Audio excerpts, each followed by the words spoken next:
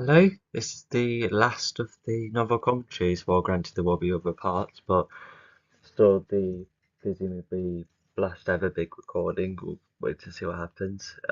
Because there's analysis and analysing my animations once they get to a certain level, but anyway, and looking at the image below, yeah, oh wow, yeah, so all of the such as below are all broken up and all of these goons are one, and Zone 4 definitely has Forza, as evident by the amulet being partially, well, 1/4 the way with Blue Knight into. So yeah, the setting's alright, yeah, with the hills in the background, but yeah, let's just have a see. Tilda Chapter 64, The Big Boss. It is a quiet day for the Sochus. As a race with no satellite, they have lost track of what has been happening in the universe aside from getting somewhat affected by the attacks from Torrid and Mechajaw. I think that's where we would need to get to more specifics, like if this is lava that's also tied to Vibra, then yeah, like, oh, I don't know. It's just even if the planet was going completely out of whack, but if this is a world that's far more flexible, and if it's just lava going out all around, then yeah, the Sotras would definitely be able to adapt to that. As for the cubes, yeah, I feel like they would. I think they probably would sink into the ground for their own protection, and the cubes get dissolved in lava. I can see that happening. No satellite though. Well, I guess they I don't know why they won't give it one in the first place because I've already visited everywhere, but I don't know. Would they still call for help because they have an element after all? Due to how barren the land is, it meant that they could hide, and being extra strong meant they were able to defend each other or fight against the attacks. This Um, yeah, it's a bit abstract, but I think what I've explained could be somewhat inferred, but never mind. made them think that the Legion wouldn't be around if they had let these attacks go loose. But until Um, wouldn't be around. Oh, so they think they're not around. I suppose that's a conclusion to get to, but they seem to have coped with both attacks better than other planets. the next attack comes along, they shall be ready. But what they didn't expect is their Oh, but yeah, they maybe try and be ready, but unfortunately they all go. So yeah, and yeah, it's quite an interesting start to have like Zone 4 being one step ahead of the quest, and it's the Sotras who we've grown to understand the bits and bobs of in the third book. So yeah, yeah, it's a good yeah, it's like a very fairly good starting point because yeah, imagine if the story started with the other elements. But maybe I think I did go for the Sotras first because it's given them a time to shine, and then everything else fell into place. And I still kind of like the order, but I've already talked about a couple of bits and bobs I would have done differently. Such as how the elements were what their original spots were before. So I forgot the lot. race is about to be extinct. Two ships Yeah, not to mention in the older animations before they got discontinued. Um, yeah, because the goons were all going to go at book two, which meant no seeing them in book three. They had no presence in book four anyway. But in book five, Ironfall would have gone all around on his own, which yeah, that would have been a quite yeah, an interesting interpretation. If I think that's probably something I might still go for. I'm not sure. It just depends how I the with how I adapt these books with the load of shorter animations. Although at the same time with Blindfall's going to be visited at the main, I think it's like the main six now because it's almost like mirroring the Legion almost. Yeah, 6v6. So with the team seeming to be a bit more interesting and a bit more in line with the world because, for instance, Kron and his cloak and El Morlock in his book, yeah, that makes them not fit in the world as well.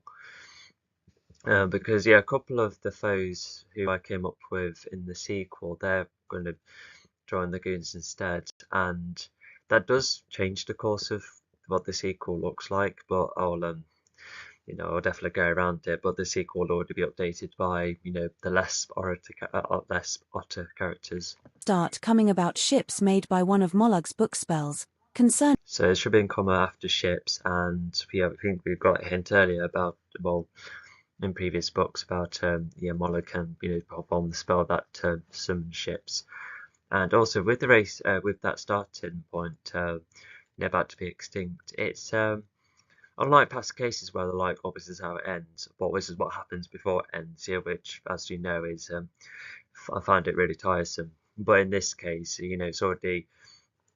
And maybe I could have written something like, "Oh, they're at risk of being extinct," and then that's what happens. Um, but it just goes to show that Xyphor is going together are that dangerous together. And once again, it just bring up why Xyphor to go out and about if he was fine. And it was an attempt for the reason why he stayed all this time, and then he started to come out and about now. But even then, the Sochus, and they start to gather. They were having a relaxing day of talking and practicing their abilities. But now all of I wonder what they were talking about. But if they were the ones that knew about the elements and like experimenting with abilities and that, then I presume that's what they like to do from time to time. But with a barren mode, I wonder if they'd eat anything unless they just refuel themselves by sinking into lava. I could see that happening. that is about to stop. Mollug's ships land, one which has both him and Xyanthor and the other having Ekron, Astroidon, B, and Ravicon. These ships Mollug can spawn are necrorafts, made up of a greyish-yellowish green, long, streamlined with pointy wings that face backwards, making them very sharp. I think that's carrying over from one of the 3D ships I did in, oh gosh, what would that be? 2021, 2022. I did a collection of like a brief showcasing of 3D vehicles. Yeah, because the reason the angles were snappy was because it was the way to draw different angles, for the storybook, because that's what the template was made up of. But I think it would have been nicer to to actually go for like a much smoother 3D render, like a turntable kind of video, like I'd done with my sword, for a college project once. Yeah, I think that would have been a lot easier to watch actually. Yeah, I'm definitely going to miss Success Maya because when you're a student, you pretty much get handed it to you, especially with the login. But when you're no longer a student and you try and get a hold of it on your own, it's like 200 quid a month, which is absolutely nuts. And thankfully, I've got my pixelated approach, which means I can just stick to Photoshop and the already free Clipchamp, which is for any Microsoft device. So yeah, that's creating a whole load of animations on a low budget, which is rather good. Yeah.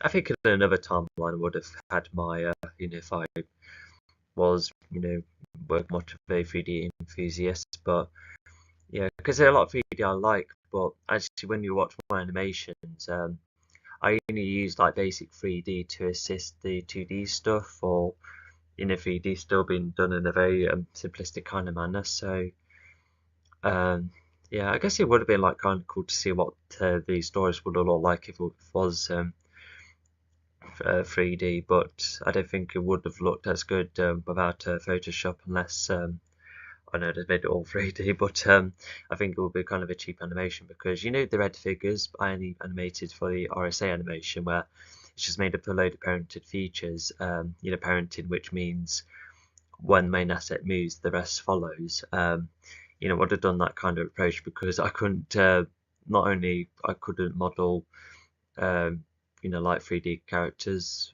properly, which was a real shame, but rigging, it was so tricky and so hard, I could never do that.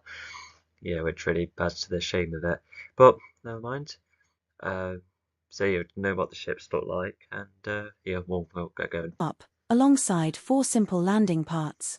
The Sochus do remember what either Vata or Xyanthor look. Yeah, it's good to describe what makes the ship stand out, but also like some of its functions, like the pointy wings. I can imagine being helpful when going quickly. Like from either the experience itself or from stories for the future generation, so it is already not good news. Oh yeah, that's good to acknowledge. Yeah, because it's the same with the Morphos and the Titrans as well. It wasn't really specified if any of them lived long enough to remember the battle 100 years ago, if they were like more than 100 years old as well. But it's like here, it's like implied that there's, both the ones that went through then and, the newer ones now. But, it would have been nice to see what their experiences were like, how they share their viewpoint. Although we already had the backstory once from Torrid, and whilst it should have been more told from Torrid's perspective, I feel like Book 3 could have maybe have the idea of expanding everyone's perspectives, because it did involve 3 out of 6 of the races then entirely in that one book. So yeah, or what would it be for? 1, 2, 3, 1, 2, 3. Oh no, just everyone on the good side really. Yeah, just how their perspective. Yeah, and it all would have worked with just hearing it from the goods team, because we already know that Xylophone and Fata were in the wrong back then. So yeah, it just would have been nice to expand a bit more on that, what the future generations think. But yeah, now Xylophone is here, and assuming that Vata looks similar as well. Yeah, because Vata and Xylophone are father and son. The same Naravas, which is their race. But yeah, I just would have been nice to go more into detail. Even if they have never seen Xyantha's goons ever, the Sochus try and talk with Xyanthor, and all Yeah. I guess would the Sochus etc. know about Xylophone Vata's influence at a point where they get other races to align with them? But at the same time, we know if they were like all trained by Xylophone etc. Then yeah, because just having this many goons around really does add to the trouble. But not to mention, it would have been nice to see what Alcyon 4 does with his goons. Does he actually train with them? Does he actually have fun? Like and they would, because book 2 they do have all the alliances gather around to explain their viewpoint. So almost like a debating room almost, which is how they got the ozone idea at one point, book 2. But yeah, it just would have been really nice to expand on that side of things. What the goons even think of Zone 4 as well, because whether it was, I think it was like the much older guide on one of my websites, which I think I've linked everywhere in one of my videos. Yeah, there was one case where one character it was already aware that Zyphon was going to get hold of him, so it would have it would just enough to make all of the goons individual in some way. But although when you do have like a variety of goons anyway, sometimes just needs enough to distinguish from one another and why they're in that cause in the first place. I think that would be alright, because you can't really fully characterize everyone as much as the protagonists, for instance, because characters need more focus than others, and when the character needs more focus, that's where the more emphasis is needed. Thor says before sending the goons to attack is that he remembers the Sochus as a race that fought against the elemental wave, making the Sochus one race Xyanthor is keen to. Okay, so similar to other cases, so they're trying to talk down with Xylophone first. I think all of them tried talking first, which yeah, it is sensible, because it's almost like an attempt to stop it, but if they're not, then fair enough, at least you tried. So Xylophone remembers the Sochus very well, and so Xylophone would have some kind of grudge against them. And but yeah, not to mention, like, all of them, I think it probably got a bit repetitive when all of them be like, hey, let's chat, no, we're gonna fight instead. So yeah, it would have been better to see how Xylophone interacts with each race, whether it's like, because it would be totally different dynamics, because because the servicemen, the Sochus and the Titrans, they all could be accidentally too similar, with all of them completely being against Xylophone. Some would be more prepared than others, more like different viewpoints, just different strategies. Some might do less talking and just attack immediately. So that kind of variation was definitely needed, across this book. Fight the most. And so all the Sochus charge to Xyanthor and the goons. And despite no elements in their possession, Do some use long range attacks in the meantime, like in the other fights they've been in? I hope they do, because that would have given them an advantage. they are all still very powerful. Ikran uses his cape to counter any of the I think that refers to the goons having no elements. Is that what that was referring to? Because the Sochas do have an element. as well, but they're not using it. Sochire attacks while using his blades, which are strong enough to stab the Sochire. Wait, what? Oh, it's because it must be an S, not an A after the apostrophe. But yeah, this is pretty much the part where talks about how the goons approach all of this, and then goes on to Sign Force. So yeah, it's just describing about what everyone's doing, which yeah, once again, it's the approach which is fine because it just goes from all the individuals what they were like throughout. But yeah, I think some maybe probably prefer um like a more of a like a full timeline kind of thing, who does what specifically, but yeah. B mainly defends the others by using his slow-charging mace blasts to fire at the Sochus around, considering the Sochus are coming at them from all directions until Mollog finds where the Yeah, because this almost it is like the same abilities they've all had before, but I think this is almost like the goons at their element, you could say, or the most familiar. Because instead of scrambling around for with their abilities to try and fight the Legion, but in this case they can just simply be themselves as they fight the Sotras. And there might have been a couple of teamwork and bits and bobs. I guess we'll see, because either way you can interpret as still being a flawed team because they don't teamwork, but they still have Zion Forcer, which makes them probably fine. But if they do teamwork, then maybe they could be seen as like a team that's more functional, but for the wrong reasons. element is. So Mollog discovers the underground vault, making them all head to the vault. Oh Tilda yeah, chapter 64, The Big Boss. It is a quiet yeah. day There's for the yeah, Sochus. Monica As a uses this race with book no to track satellite, the they element have lost activities, track of doesn't he? what has been Like happening in the universe oh yeah, aside because on from getting Earth, somewhat affected just by the attacks from to Torrid follow and where Mechajor. Due the to how places barren are, the the land elements is, are. it But meant that they could hide, and although being should the extra book say strong about meant they were able to defend each other or fight against the attacks. the This made them like the think that the saturation of the Legion wouldn't elements, be around because if they had let these attacks go loose. unless it, But I until the don't know, next because if it attack is comes just like along, they the shall be element, ready.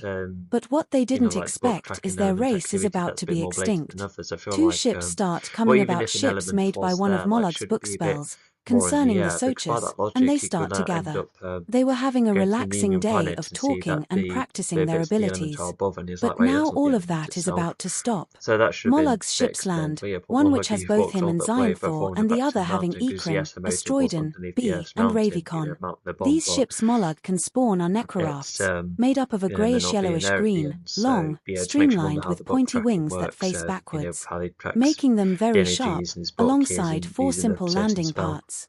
The Sochus do remember what either Vata or Zionthor look like from either the experience itself or from stories for the future generation. So there's that little bit of information in between the lists, which I guess is fine. It just goes to show that to maybe some goons had their they were in the forefront attacking some Sotras, but once they found the Volta circle around, that's where the other goons then had the turn to fight or whatever. They're not gone out the ship yet, but I don't know, I feel like this information should have come after, the list of abilities that everyone's doing.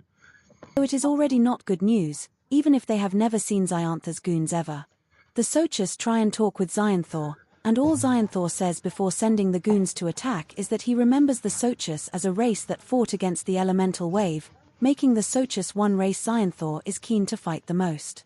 And so Oh, I thought it rhymed, but no, it's just the word being used. But yeah, it sounded a bit like a rap then. So yeah, with Ravicon being a bit more of an animal, yeah, I can see why she would be like more unable to take down the Sotras. If they're made up of like a harder material despite being living beings. Sorry if you're wondering, I got an itchy foot. Anyway, yeah,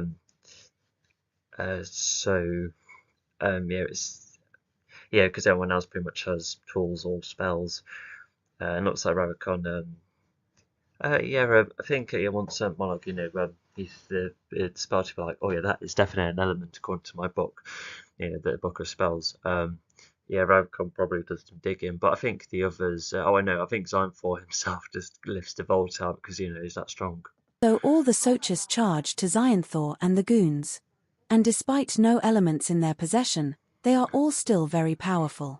Ikrin uses his cape to counter any of the... Yeah, sounds rather cool, and I feel like this do sound like abilities which I like to carry over to like other fighting types. I'd have to be careful though because of the um, because the elements of how many abilities are there. But I felt like maybe these could work as gadgets even, because even if, like for instance, the alien world will have these four powerful elements, but I don't know, Planet Earth themselves could have a whole heap of gadgets, like auto-aim lasers, and even the burning ropes that can tangle, that can still be, I don't know, like human chains that heat up or something. Yeah, that could be.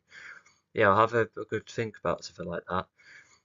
And but yeah, I think the scenes like that do make one look cool. But like I said, I don't like how the spells are abstract. In this world where the abilities are a bit more specific. Sochire attacks while using his blades, which are strong enough to stab the Sochus.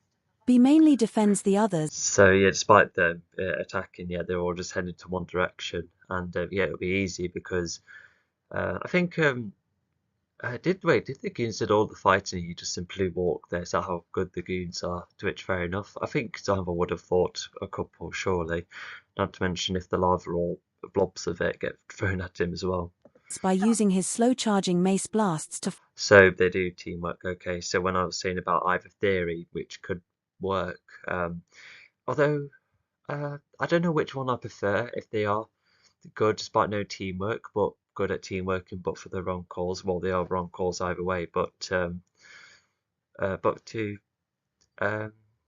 yeah, because like that's the fun of teamwork anyway. Mixing abilities and see how they can mix together. So I think it is already a good idea to mix their abilities. Yeah, let's see how they do. Fire at the Sochus around, considering the Sochus are coming at them from all directions until Mollog finds where the element. Yeah, but here's the thing as well. I don't know how well or what the friendship is like between all the goons as well, because I guess they just like work colleagues getting along. But I don't know. I feel like we're like to get some kind of idea. Like for instance, Mon looks like a really good sim for Design 4, and Ravikant assuming is like a good pet for Design 4 as well. But other than that, I don't really know, how or why they connect, other than being all on Team Design 4, I suppose. Is. So Mollog discovers the underground vault, making them all head to the vault while staging in a circle. Asteroidon uses his thick pickaxe to hit away multiple Sochus. Oh yes, absolutely. Oh yeah, because not only did I'm starting to really not like that fight Diane and Enzyme 4 had in book 3, because I don't know, it's just I feel like that could work in the following book as like, or even this one instead, because it's almost like a round one, only two. Then oh wait no, Diane does already try and fight them both, or Vata or Design 4, something like that later on anyway. But I don't know, it's just because yeah, like it's like a cool idea to get the main villain to the forefront a bit, but I just don't think that's like the way to do it almost. Because I've already talked about how Dion going for Signfall, it wasn't a good idea story wise, and yeah, it just feels, I don't know, like a bit undermining when because I don't know, because in the, like the early stages of the story, that's where you should be like, oh, Dion and Signfall, their strength etc. is fantastic. I wonder how they're going to fight one another, and then when they do. Yeah, you can see that Timefall unfortunately has the upper hand, with or without the elements. In one swing, alongside his gravitational abilities which zoom some of the Sochus away. Ravikon not only defends Mollog during. Oh, okay, so yes, his Ironfall's not wasting time, fighting the goons. I think, like I said, I think he mentioned how he might fight a little bit, or might even say later on, but. Yeah, I bet he's very keen on, you lot fight the goons. I'm going to go straight to the vault, because if I have the power now, I have the upper hand. And yeah, because it's also kind of weird that well, yes, he wants his body to be in the best condition possible because of the elements, but I feel like that would only work if he was more like a glass cannon, for instance, where for instance, he could be super strong, but if he does, but he can still get hurt like a human, for instance. I feel like that should be, maybe the thing to go for. But I don't know, because it had been insecure and not wanted to get hit. That doesn't really quite mix well. But anyway, I suppose now he has the element and he's super strong. He's now the next bit threat already. The element searching process. But he jumps from one Socha to the next. Yeah, a bit of a squiff line, but it is outlining that with the Legion were out the way, and whoever else is out the way. Oh yeah, Ozone was going to overtake Earth anyway. Then that's where Ozone would be like, well yeah, Zionfall, there you go. Because book 2 didn't exactly say, I'll tell you what, I'll sort out the Legion first, and I'll cover all bits and bobs, like keeping a lid on with Megatron Morphos, and I'm going to take over Earth anyway, so if I do it then you can have the element, that is currently within my sword. So I feel like Zozan should have been, stating that more explicitly, because in that way it becomes a bit more frustrating for Zionfall, where he's like, oh no, Ozona lost, therefore that deal didn't come about, so that's another element delayed, or an easy gather only to lose it. Because I think Ozona definitely needed the power to oversee the multiple planets he did, giving him a massive amount of leverage. Although I feel like after overtaking Earth, I feel like that's enough security that he'd applied throughout the universe. And also, I think it would have been better if Ozona had more of a limit with how many planets his world was chained to. Because if Earth was like the biggest planet, he'll be like, oh, it would be the biggest to have a chain around, and therefore I can only just about move my own, despite hovering all over, or maybe the Earth is so heavy that they don't move at all, and all the planets get hooked on chains. But regardless, the security from his perspective would still be there. So yeah. Only able to injure or slow them down, but still making them easier to take down. Mollog, after searching for the Oh, okay, so just one more left. So yeah, Zionfall barely had to do any work. Anyway, let's see how he fights the last one. But anyway, he has Forza in his sights. How they're going to fight for it. The element fires all of his book abilities, such as the auto-aim rapid. Not to mention, unlike the Titrans that at least had the 2 leads, with the Sochas, none of them were given names or categorized specifically. Because, you've had the one that taught Sammy, and it could have been the same one that taught the others, and then there was no one talk about the elements. So yeah, fortunately we don't get like specific names in that. I think I must have done that to like save the confusion with names in that, but even then, without the individuality, for instance, if I actually gave one of them a name, the one that's like more in the forefront, and he was like the last Socha, I feel like he definitely would have added a layer of devastation, that was the last one standing, and yet he couldn't go against Zionfall, despite his presumably great knowledge with power and that. Rapid-fire laser beams, and even laser-like strings which tangle and burn multiple Sochas at once.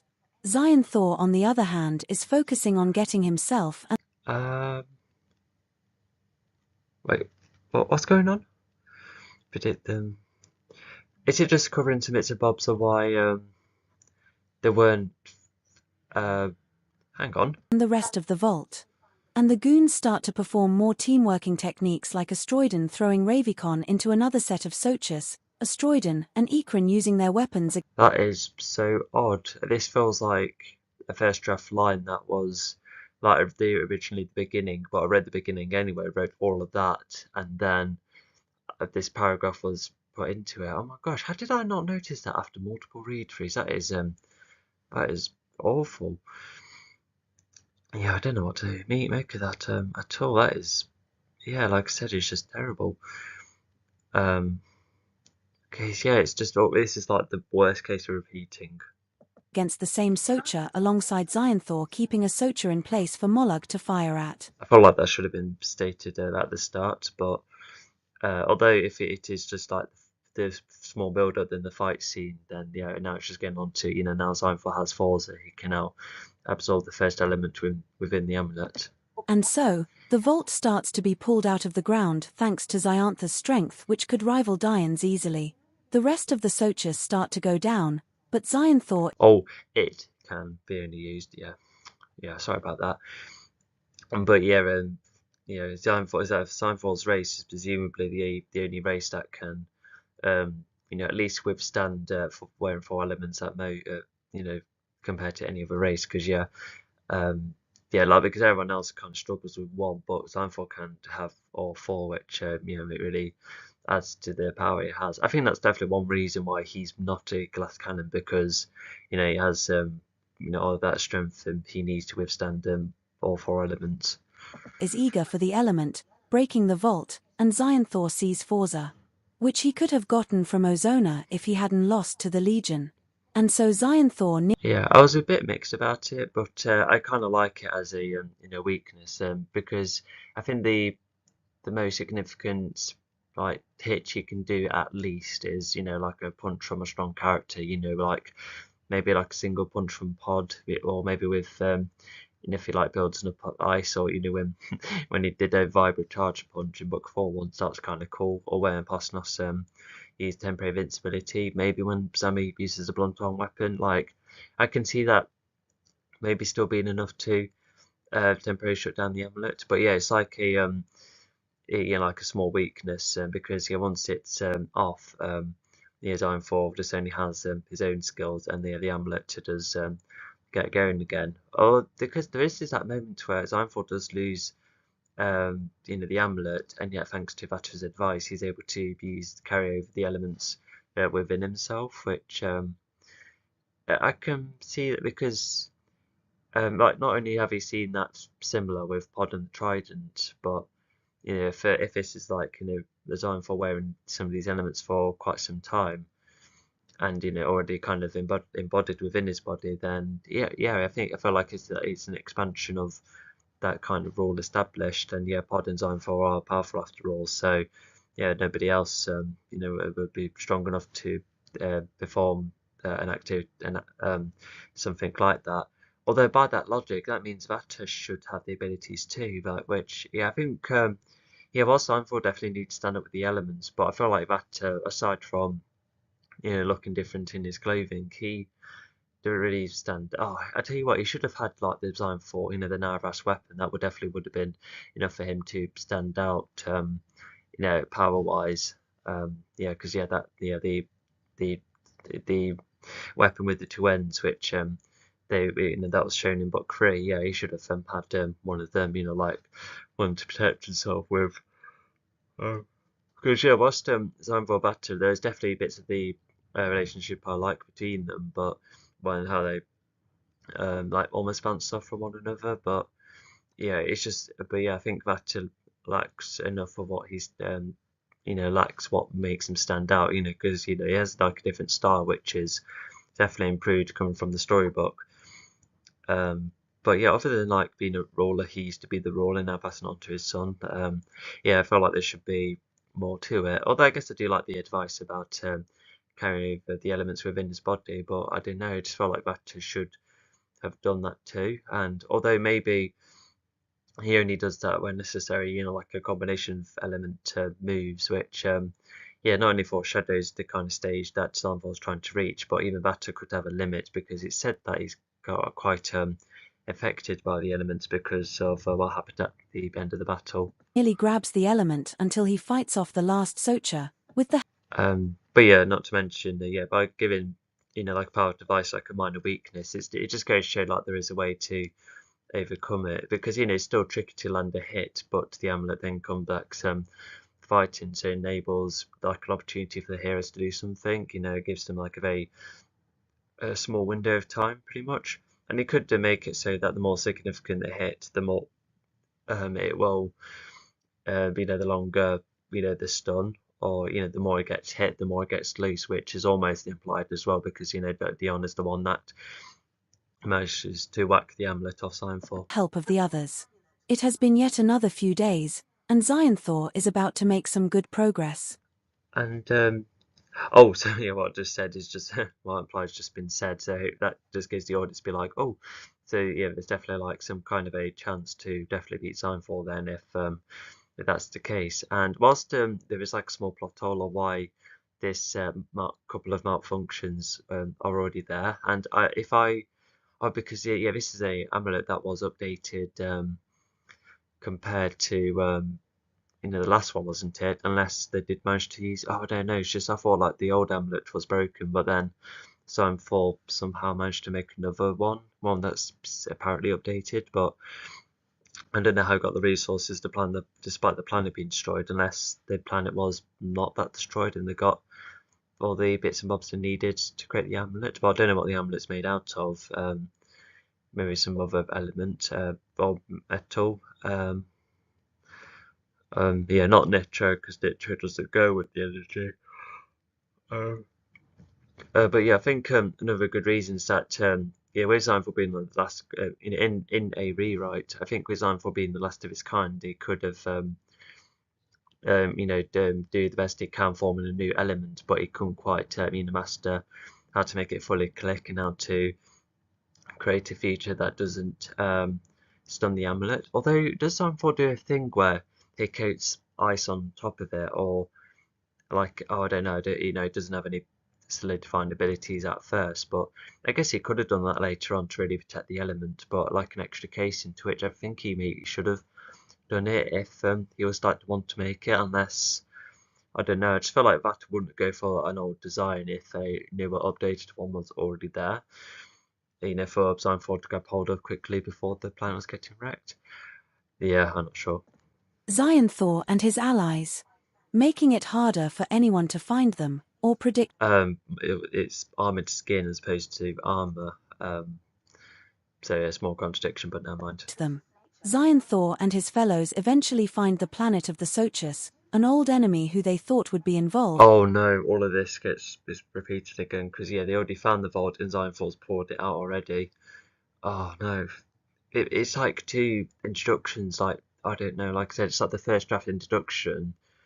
Instead of being rewritten or carried over, I must have accidentally started, this starting point again, and then carried it over, connecting without looking properly. So, oh no, because I tell you what could have happened as well, is that because if you're, I don't know, because I've had like, I do have like breaks in between reading all of these books, but I wondered if, because it was like one of the later ones, it made it harder to like concentrate for that long, despite the breaks in between, even big breaks too. And yeah, so when it was having read back to me, it was then it was like spotted. Yeah, it's just, I know, like even reading it back, that wasn't spotted. I'm now spotting it now because my brain's a bit more into gear. It kind of has to because I'm analysing these books properly instead of just having it read back to me. But even in the early days, when having it read back to me, that's where I was spotting like a couple of plot holes, which I managed to plug successfully a couple of times. Well, still a whole heap of others, but never mind. I think that's just me still learning back then, because yeah, it was a version of me that was 2 to 3 years younger. When this was mainly completed, and so yeah, it's a real shame. I think it's just moments like that which made me glad that I'm not a novel writer, because when even this non-dialogue approach is something that it's not for everyone, even if these books are nice and short. Yeah, I do think that I don't if it's shorter, therefore benefits those who don't like to read an awful lot, then I suppose. But I don't know, there's just a lot of it is like too shortened at times, and yeah, it is a real shame that yeah, just once again, just another potential thing that could have happened. But thankfully, I've been put off by a lot of things.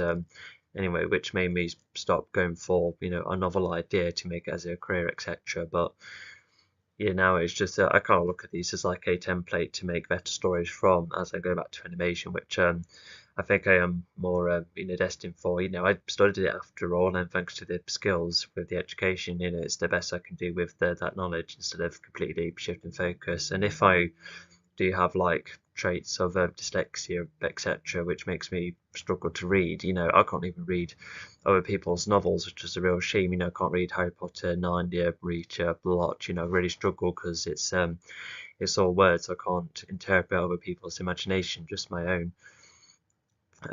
So yeah, it's I guess there's at least having a go being a novel writer is a cool idea. Although funny enough, I still had that draft of the sequel, and it was just up until I was doing some more research, I was like, oh gosh, I can't go through this. I can't be a novel writer. Yeah, there was just too many negative factors that stopped me from pursuing it. I think I could go over if I still have that draft, I'll probably go over that, and I can make comic comparisons as well. So that's one more commentary which might be worth doing. But regardless, yeah, let's get over this repetition and get going. And so they all fight the Sochus, aiming to get rid of them all and wipe them into extinction. Xionthor also wears the Eternal Amulet, which is how Vata Tilda under the Sochus vault. And so Xionthor walks up to this vault while his allies all look around him to keep out for more trouble, and so whilst walking up to the vault is accidentally being repeated, like the last paragraph, but for the goons to just have a look around, that's at least not only new information, but yes, it's good to have a look around you, just double check. So Xionthor uses his strength to pull the vault from the ground with ease and then punches the vault multiple times until it cracks. Okay, now we're getting on to repetition. Although apparently punch multiple times, although how did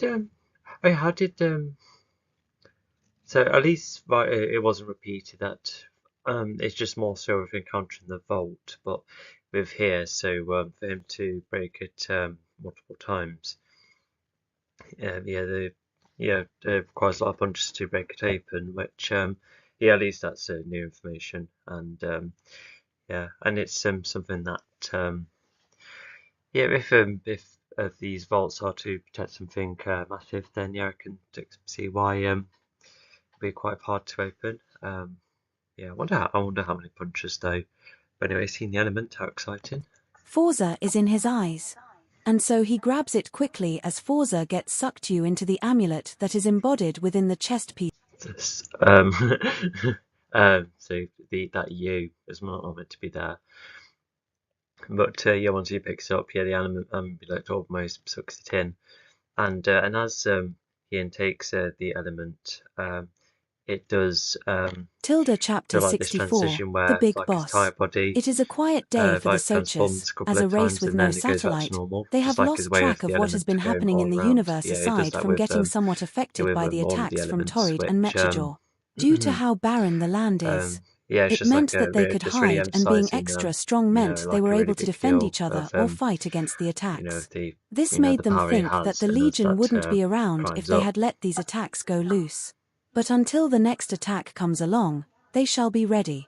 But what they didn't expect is their race is about to be extinct. 2 ships start coming about, ships made by one of Molug's book spells concerning the Sochus, and Yep, so just all that emphasis, and now he has it. So yeah, good to confirm and well, it's just clarity, and yeah, I think we're done with the repetition, which is good. So I thought I got it. they start to gather. They were having a relaxing day of talking and practicing their abilities. But now all of that is about to stop. So this could be seen as like repetition, but it's a good reminder, that's for sure. So yeah, just because time has moved on doesn't mean that he needs but yeah, he still needs that machine on it that's still on his home planet, isn't it? I think it's still stated, yeah, because he does visit his own planet, but he needs to build a grave later on, and yeah, then he goes to then he would have come back there if he did win, the battle on I forgot which planet, but never mind. But yeah, and he still has his injury, and yeah, the element rejection as well. So yeah, because it is yeah, with absorbing a very powerful form of energy, that's for sure. Molug's ships land, one which has both him and Xionthor and the other having Ekron, Astroidon, B, and Ravicon. These ships Molug can spawn are necrorafts, made up of a greyish-yellowish green, long. Yeah, I think that's what the energy will allow him to to possess. Yeah, that's because I think because yeah, the likes the Sashas would like these are meant to be messed with, and Xionthor's like, well, I'm powerful, so I can definitely have a mess with them as much as I want. So yeah, I can imagine that kind of diversion. And yeah, like Xionthor's clearly wrong. And yeah, I think it does kind of, I don't know, it's just because what would be his weakness ends up becoming an advantage when that is like, you can always use the power within yourself, which I guess that does make him more deadly, but I don't know, just imagine if I guess he still leads to the elements, but only because of Dion um, firing the actual power towards him. But yeah, I feel like a much better way for Zone 4 to be defeated is, like over element use perhaps. Yeah, and yeah, Zone 4 could then be tempted to stop using them, but then when in the cases where he really had to encourage the use of it, that's where it gets to him more and more. And yeah, because even when he has all four elements, he could have it so that the injury remains, but that it actually worsens. And yeah, it just goes to show that yeah, that Mechador did actually do a partially good thing in the end. Injuring Xanthor in this manner. Streamlined with pointy wings that face backwards, making them very sharp, alongside 4 simple landing parts. I quite like that line at the end. Yeah, it just really goes showing them how some beings just want power and how it's quite consequential. And yeah, and even and the elements, yeah, they have definitely something in common, which yeah, I quite like that link. The Sochus do remember what either Vata or Xyanthor look like from either the experience itself or from stories for the future generation. Before I understand Xanthor's, yeah, because yeah, Xanthor's already quite powerful. So it is already not good news, even if they have never seen Xyanthor's goon. Oh, so the method does combine its reverse, okay. But also you're getting an accidental repetition of what the amulet looks like and parts of the armor. And yeah, I like the unique drawings parts because if I could try and find it, the yeah, I once did a design for a drawing that has like some unique like minor drawings all around it to like simplify the look of each element almost, which yeah, it's a nice detail whether you see it in writing or when you actually see the illustration. Sadly not in the storybooks though. Ever. The Sochus try and talk with Xyanthor, and all Xyanthor says before sending the goons to attack is that he remembers the Sochus as a race that fought against the elemental wave, making the Sochus one. Oh, okay. So that's what that drawing looks like. And yeah, it's just extra details. Yeah, it's kind of cool. Race Xyanthor is keen to fight the most. And so all the Sochus charge to Xyanthor and the goons. And despite no element. Yeah, that's just the status quo at the moment. And yeah, because they all kind of stick together in this way. And funny enough, when Vata comes along, it changes Xanthor's status quo. Because yeah, funny enough, like every of these villains' status quos definitely do change alongside the legions. So it's like one thing that they have in common. And so yeah, even Xanthor this time is more of a case of seeing how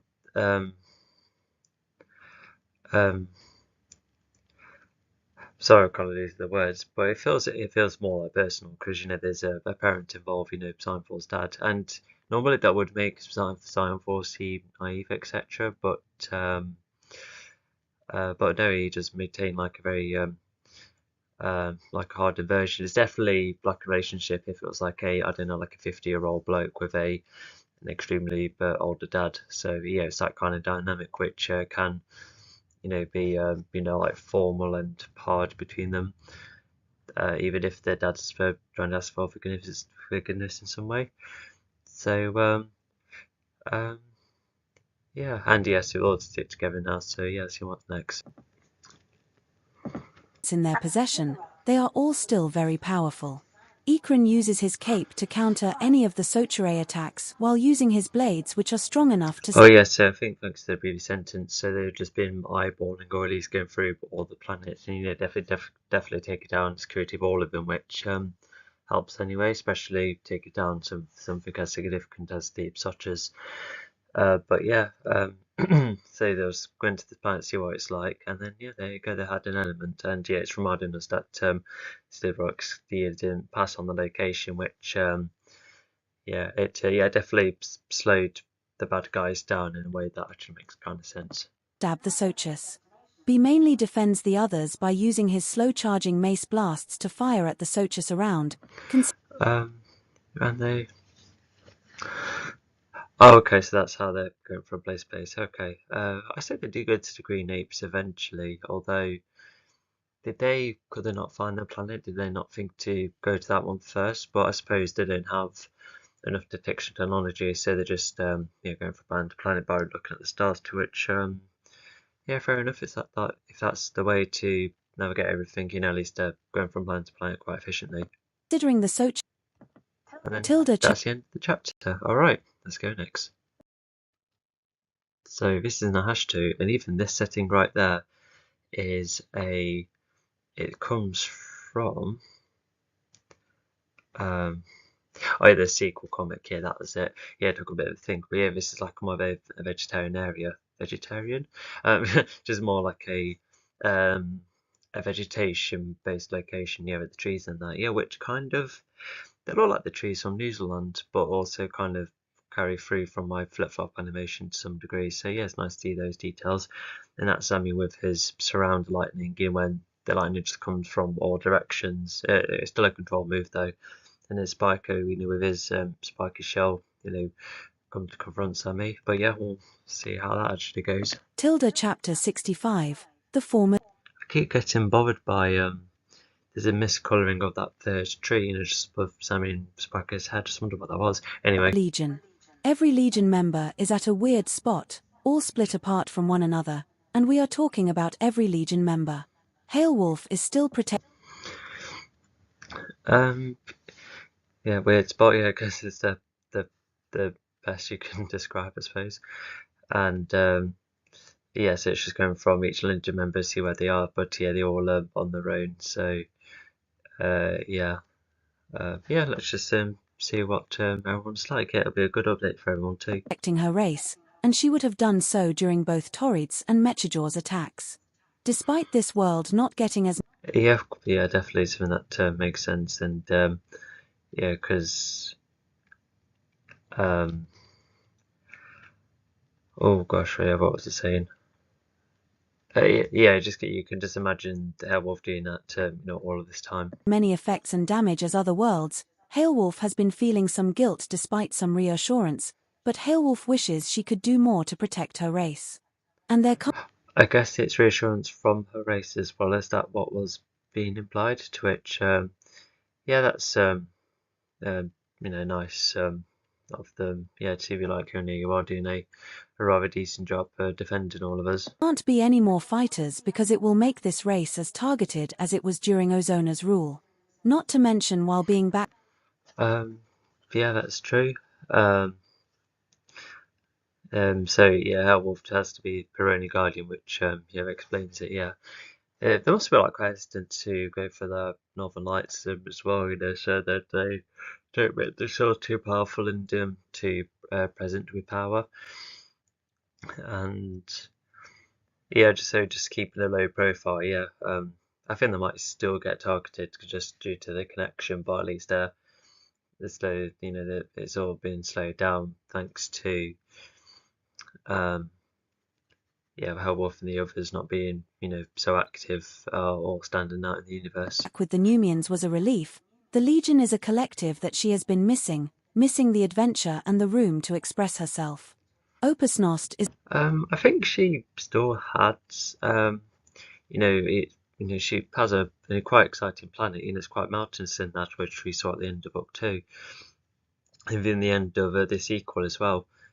But I think you can kind of see where she's coming from, because it was like a quick adventure of some kind, quite exciting, and with the Legion it gave like some kind of purpose. But we're going to she is like looking after the Numians, but I can see it being very just not always that exciting, and I feel like it would get far more easier once once Ival's out the way and they can do all sorts. also still roaming the galaxy, and he has landed on another planet. Yeah, thanks to his spaceship, looks like he's able to go from one spot to the next. This one consists of a posh set of places. Opus Nost tries to explore it and have. I wonder which planet this is, because if it's a posher planet, then it can be John Burham, because his owner's planet, that was quite residential as well. Almost like another like the most common with Earth. So yeah, it's a bit of a shame this one doesn't really. So yeah, unless that's how I interpreted it, I just really hope I haven't missed out a planet. If yeah. Fun, but he ends up not being allowed in a building, being chucked away by guards, feeling left out, and having no one around him. He keeps on traveling. Yeah, and after being put off by fighting, losing Torrid, and I can imagine him being quite quite lonely at from time to time, which is a bit of a shame. And he might have got chucked out due to misbehaving. If he does have an edge to him, then I think my best guess is he's misbehaving. And he still doesn't have the mood to fight but keeps his blades on him just in case. Diane is still flying around. Yeah, for protection and that, yeah. Because is he really recognised as well? Maybe Nahashti though could have spread words from there, or unless I don't know, because even Apasnos and Amiki, they've only went from the planet they were on in book 2, and then straight to Earth. So it has to be Nahashti spreading the word, being like, oh, did you see this green elf of some kind? He was part of the team.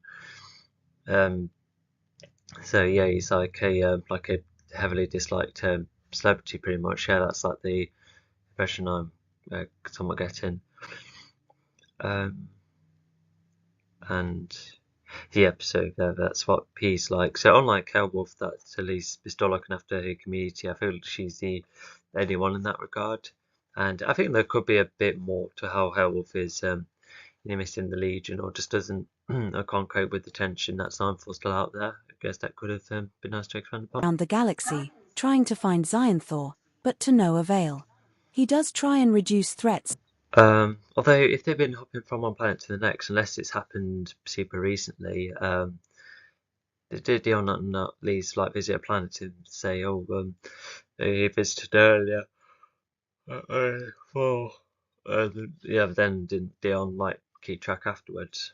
Such as the infamous camos who are trying to hunt the Legion members while also causing trouble elsewhere, and both Diane and the Legion continue to. Oh, the camos, of course, they got some kind of setup here, and it's not just set them off them, but what they've been up to as well. So, yeah, hunting Legion members. Although I wanted, because I don't know. I'm not sure how the tales would have been spread. Not to mention if they're part of a more exotic planet. I think it would still have a satellite of some kind, and who knows what's been updated. But whether it's Torrid or Mechador's attacks, they will most likely know it's their fault. The Legion's involvement at least, and the comets have been going all around them, and they might know what the ship looks like as well. Unless they were just going for any ship flying above them. Whether they recognise the Eternal or not, so we'll see about that.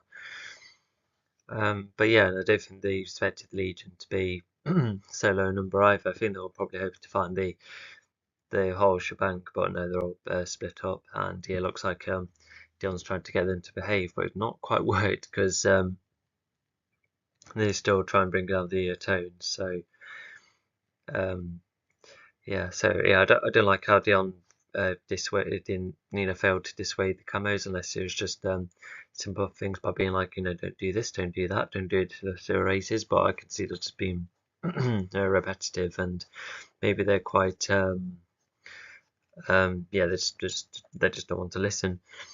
And I was going to say something else. I guess it does expand the world a bit. To have like a scavenger kind of race as well. Trying to hunt Legion, so they have their own personal goals, especially their own ways of disliking the Legion. So that's like a neat extension. Even the alien designs are okay. They're okay in the fixed later form as well, but I feel like I could do with making them better because I've been quite evolved in the story a good couple of times. To get neglected and disliked. Pod is too still searching for Xyanthor, trying to find clues. And it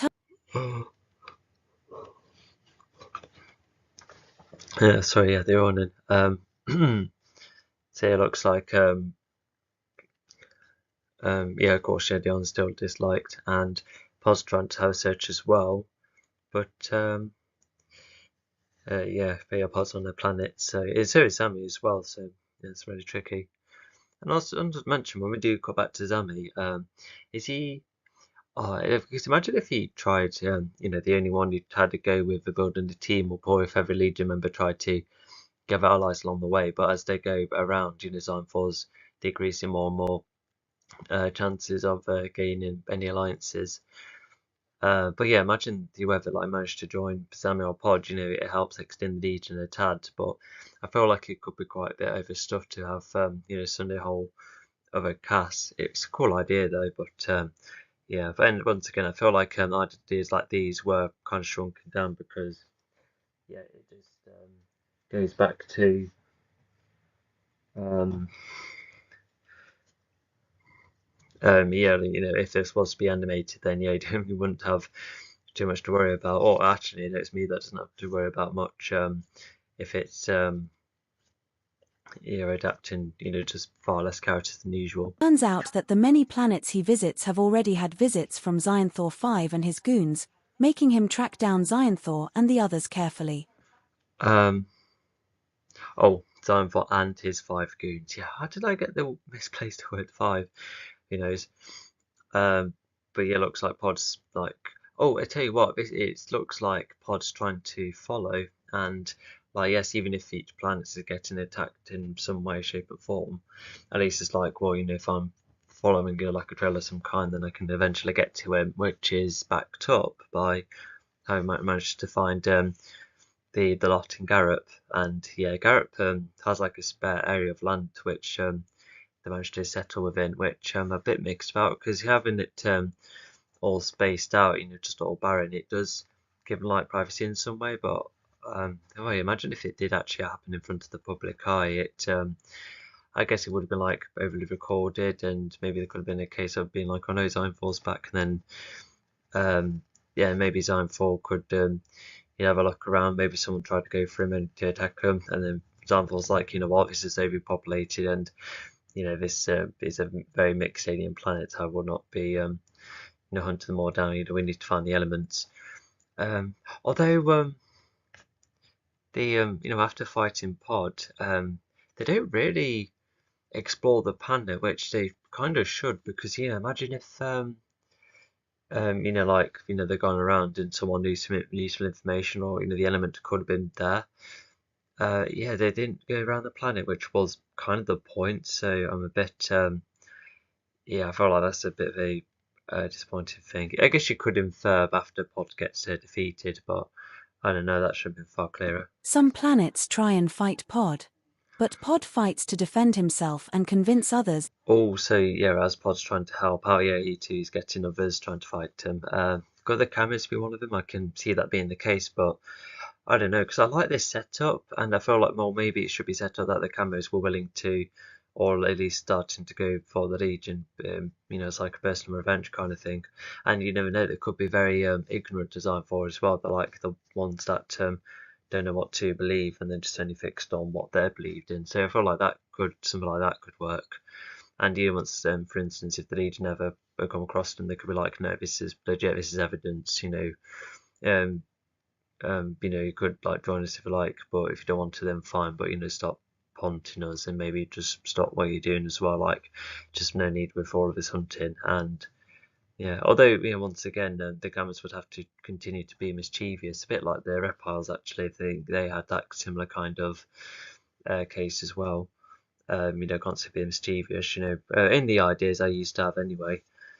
But yeah, I feel like it would be kind of frustrating to have an alien race that, despite being told off, and they still at it with loose behaviour. Yeah, I'll have to have a good think about that for the reboot. That not only is he not a threat, but he is also not worth fighting. Nicole remains as a private, either getting. Yeah, that's definitely the best thing you can say and do.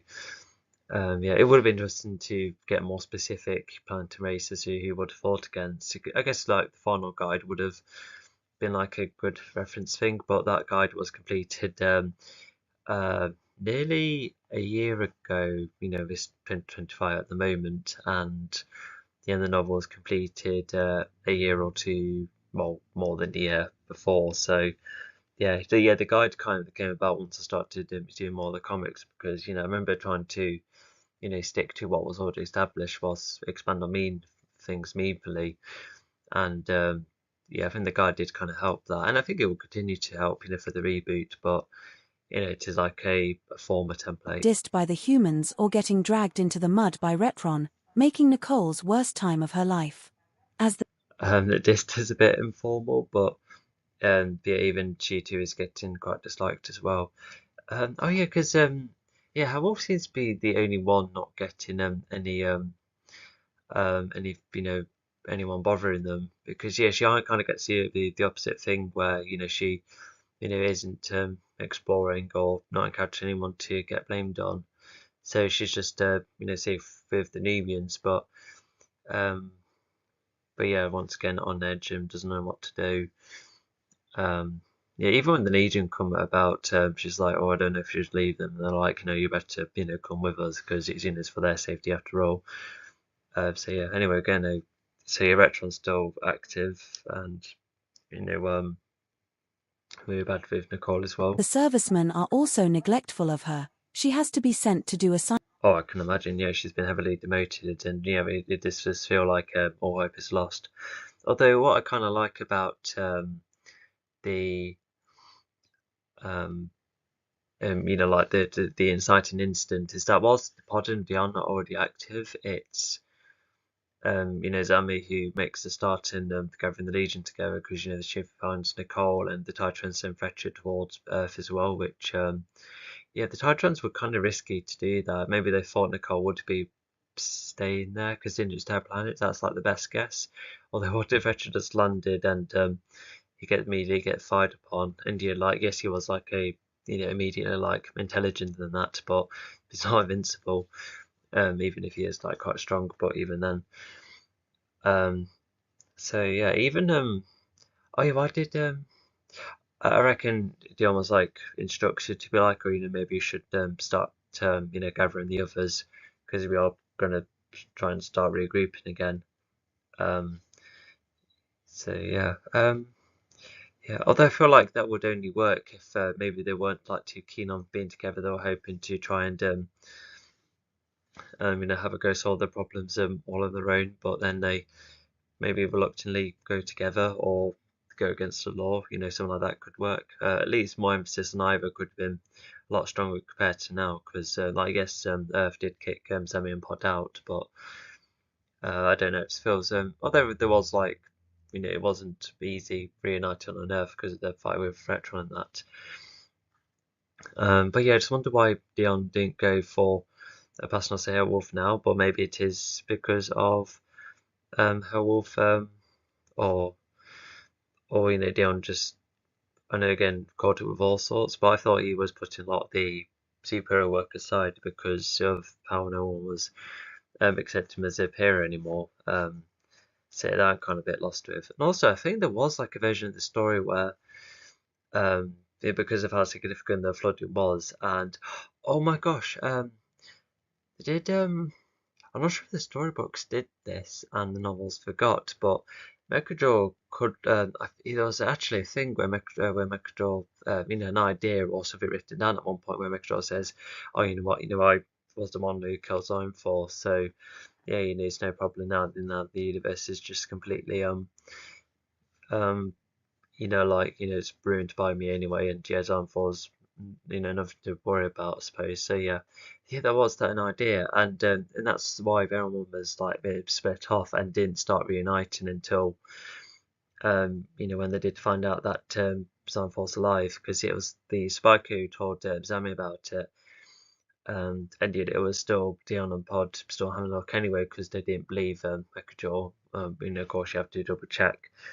Um, but even if they weren't too convinced, the attack still happened anyway as they go from planet to planet. Even when Pod, trying to find a place to settle, obviously avoiding the Veronic planet, that's where start to see an odd pattern. So that would already makes it stronger. Maybe this book might re-establish the lot. Well, establish all of what I said. But I wonder why I got rid of that idea, because it actually is far more effective. Because they all could have had one of those low points where they're just like really aimless. But in this, it's already the Legion don't get active until like they're somewhat active now, but just imagine if they were just like really sulky, only to be like, oh my gosh, they're still around, we're gonna have to start grouping up. So yeah, I don't know why this idea didn't get carried through. Maybe I've just forgotten, but I don't know, it's like a really good reason. And yeah, we'll continue. Assignments on her own.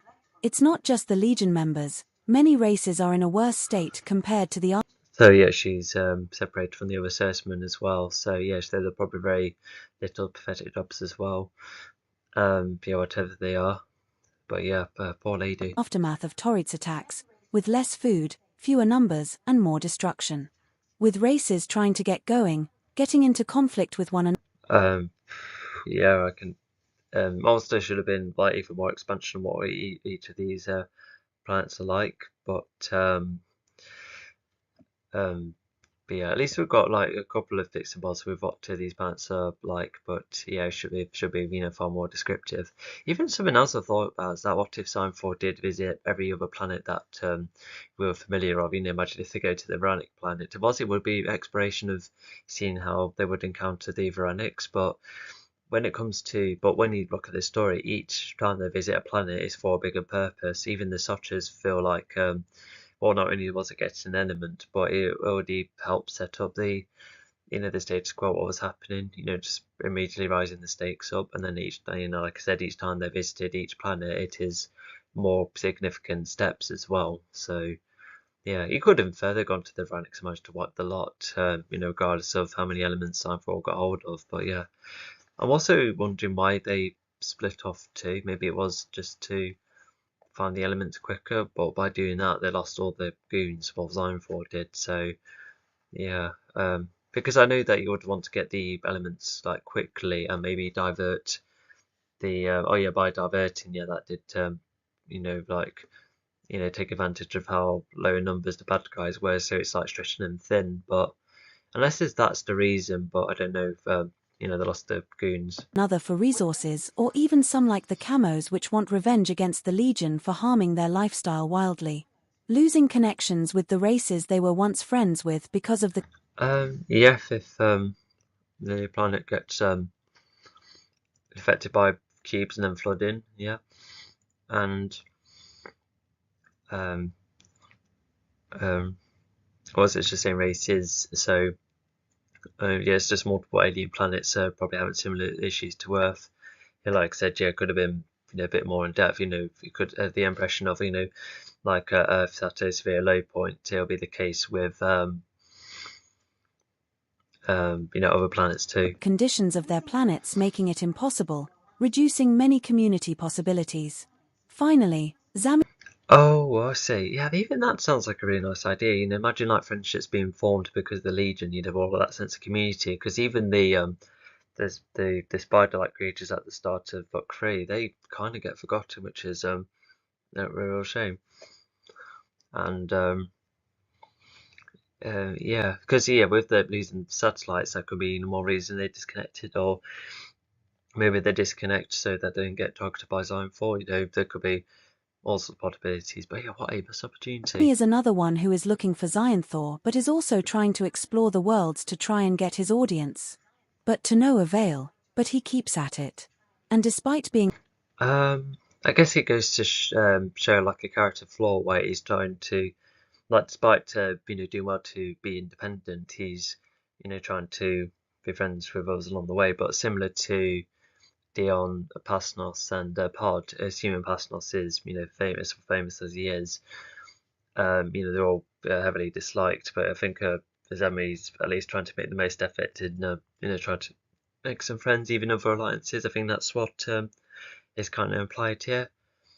But yeah, I wonder what encountering Spiker here makes this show unique. It completely turns the tide of the story. alone, he is keeping out for clues if Zion. And not to mention, yeah, hopefully Sam is trying to get friends, beneficially. He's not, hopefully he's not taking breaks, but being like, oh, it's time for a break from the Zone 4 cert, even though he could be around murdering others, collecting elements, but I'm going to try and make some friends in the meantime. So, yeah, I just really hope it is for a purpose.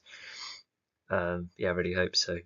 Thor is still around, and until he knows Thor is making a move, he has thought of getting back to his old allies. Yeah, if he's doing it simultaneously, then yeah, that's good. Yeah. After failing to get any new ones. He does eventually return to Nahashtu after bouncing from planet to planet. Oh my gosh, so what I've thought about is actually in the story, well, sort of, it's just the missed opportunity of not adding any more other people. Yeah, because even though I want my animations to be as straightforward as possible, I could perhaps add a couple of new individuals, yeah, because what's kind of weird is that normally when you're making a team of characters, you sometimes wonder, okay, what's the point of each one? What do they bring to the team? And so yeah, it's just kind of things, and not to mention, like what's the concept of each individual as well. Because what would be like a really good example? Oh yeah, even Cobra Kai is kind of a good example of because even though all of the kids, for instance, are karate students, they all have some have in equal amounts of training from both dojo sides. There's one that has a much larger emphasis on one specific dojo. Some Tilda are Chapter 65, stronger, the one of them former smarter, Legion. one of them's faster. Every Legion member is at a One of weird them is spot, simply the all best of split the apart lot. from Yeah, one it's that another, kind of and we are exploration talking to about keep in every mind, Legion because member. I quite like Pale my Wolf is still 6 Legion protecting her members. They do race, have, and she would have well, in the done so reboot, during both they all have Torrid's like and a Mechajaw's nice attacks. distinct Despite this personality, world not getting as many effects but and it's damage as just other worlds, because I was Hailwolf has been thinking of feeling some guilt only despite plotting some Nicole to be reassurance, the but only Hailwolf 2 wishes flawed she could do ones, more to whilst the protect her rest oh yeah, race. because I mean And there that's can't not be supposed any to more be fighters like a because it will cool make this race as comedic targeted as it duo of was some during kind, Ozona's and rule. even Not to mention, while Howard and being Gloop back with the kind of Numians help was a relief, the Legion or is a just to collective that explore she has been other missing the concepts, adventure but and the room to express herself. yeah, it's just hoping that Opusnost is also what's still explored roaming the of galaxy, despite being and he visual has landed on animations, another planet. have This one more stand consists of out a and posh bring a set of purpose. places. Because even in this Opusnost case tries here, to well, explore it and every have fun, fight but he ends up stands not out, being and I allowed in a think building, rather being than the chucked way away they're by all guards, at the low feeling left point here, you out, can and having definitely no one tell around him. because He Pod, keeps on traveling, and he still doesn't have the mood to fight, but yeah, keeps his Pod and blades on Beyond may him be just in too case. similar. Diane is still But flying around the there's only galaxy, trying to make trying to friends all the find way Thor, past but to Nossy's, no and avail. it doesn't give He a does damn, try and and reduce threats such as the just infamous unable camos to who are have any trying to fun. hunt the Legion Wolf members while is also with her causing trouble community, elsewhere, and and Fletcher both literally Diane just and the comes Legion by, continue to and get I guess neglected the and disliked. Titrons are Pod is too still can see searching make for progress. Other Thor, Titrons are trying to just find a clues. team And it turns out that the of many planets he itself. visits have already So had yeah. visits from Thor 5 and his goons, making him track down Thor and the others carefully. Yeah, so nice one to revisit. Yeah, and also just seeing how what the state of the planet is like. Yeah, because it used to be very populated, but yeah, not so much, unfortunately. Some planets try and fight Pod, but Pod fights to defend himself and convince. Oh, okay, yeah, even that's like a nice thing. Even the play stats often associated with escapism, some try to continue that despite the planet being in bits. But yeah, I don't think there are any more Legion fans. Yeah, I bet all of that graffiti was knocked down, which could be symbolism. Others that not only is he not a threat, but he is also not worth fighting. Nicole remains as. Yeah. Oh, yeah. Just to clarify. Yeah, I think I did probably mention before. Right? It's speed boost, as in brief ones. I think the best comparison would be. Oh, is her name Tracer from Overwatch? It's just like a load of miniature ones. Like it is a kind of overpowered ability, but not too overpowered because because because super speed is something that you really have to be careful with stakes wise. It's I think a lot of cases you have to maybe like put a limit to it. Even Tracer has a limit. But yeah, with Sabika, yeah, he's pretty much like I said, like Tracer, but without the limit because it's already a part of the ability. Yeah, even Sabika's race is representative of a elemental trait. Yeah, because it's almost like when the ships go into light speed, it's like that, but it's a power. And also, probably should have made a connection about how these spiker races, they helped innovate that kind of technology with I don't know, the conics for instance. Yeah, to apply light speed to vehicles to help them go that way, which could be a cool thing. And not to mention, even the light speed could be a bit more supernatural than sci-fi, which yeah, because when you look at every other sci-fi, the light speed is done through technological kind of means, just as just simply have the fastest engine. So yeah, I would definitely make that connection in the reboot, and yeah, even continuing on to the reboot, yeah, because I feel like yeah, it's just like I said, Lightspeed. Yeah, I think is a quite of a cool addition to Forza. Although it makes you wonder why. Oh yeah, God, why doesn't Sign4 use it? That actually sounds quite efficient, to keep zooming around all the time. Yeah, gosh. Um, oh gosh, yeah, I feel like probably could create some plot holes. At least Sparko kind. Because in the story alone, it's kind of Spiker the only one who has it, but yeah, if I did imply it in this story, with what I explained, then yeah, I feel like that would affect the story. But thankfully, it's not something that Sign4 nor any other villain possess of ability-wise. Yeah, and not to mention the Spiker character, you would have seen him, a load of times across my Instagram. He was kind of in and out of like the Legion group, and yeah, to make this race the leads of Nahashti, it's like a way to make that race kind of special, considering they've been in my head for ages, and um, yeah, and I continue to like to use them. Yeah, they're rather cool. Yeah, they're essentially like a yeah, because they have like a human physique, but the shell's a lot bigger.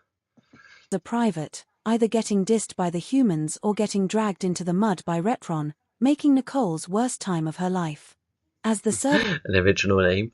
But yeah, regardless, so yeah, Zambi smartly uses electricity coming from all the angles, whether it's him emitting it or using the suit to, I don't know, produce many things all over his suit, because the suit shape shifts.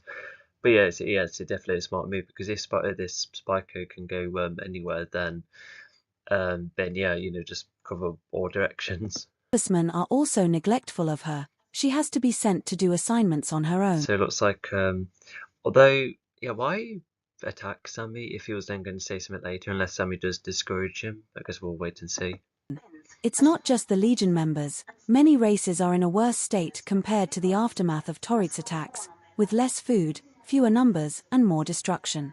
With races trying Oh, okay. So they do have, so it is the Trace of Forza. Oh gosh. So yeah, so it is officially a pothole that Sign4 has this super speed ability, even right now, and he doesn't use it to his advantage. Like, he may be like a brute kind of fighter, but I don't know, it just sounds extremely handy. And maybe he is fast anyway, but come on. So yeah, I feel like that's the first significant problem. Like, there has been a couple of things I highlighted already, but I always feel I almost feel like this is I get a feeling this is going to be a better starting off point compared to 3 and 4.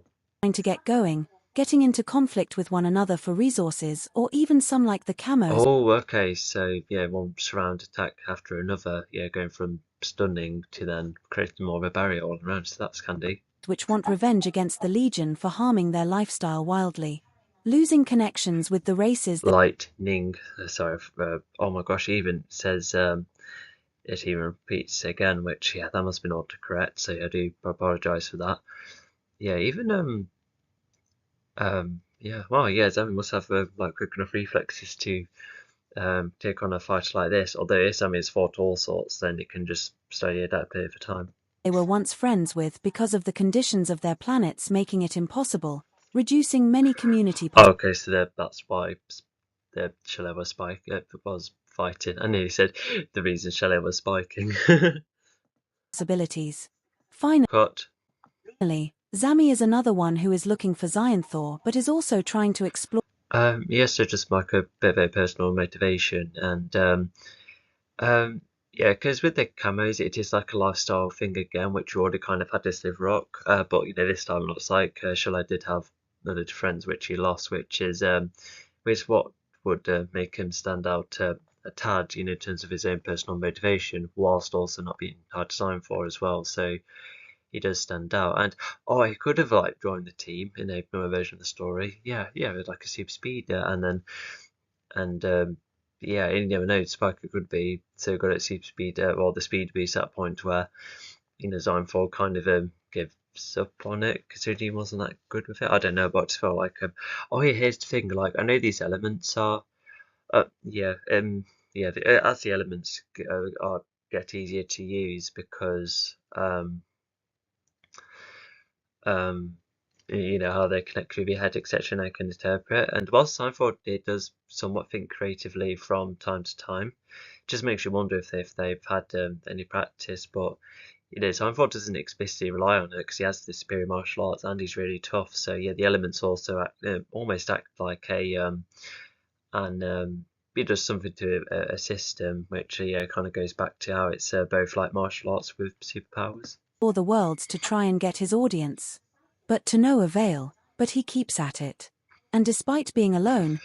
Oh gosh, so did I forget? Unless it completely phased past me about when Mechador's like, I killed Signfall. But I thought, the only thing I remember is him saying that, like, yes, I may dislike Signfall, but I would rather have his vision of the universe rather than yours. Hence why, it doesn't say anything to the Legion, but I don't know. It just would have been so much better if the Legion, like almost believed him, despite the likes of Pod and Dion double checking.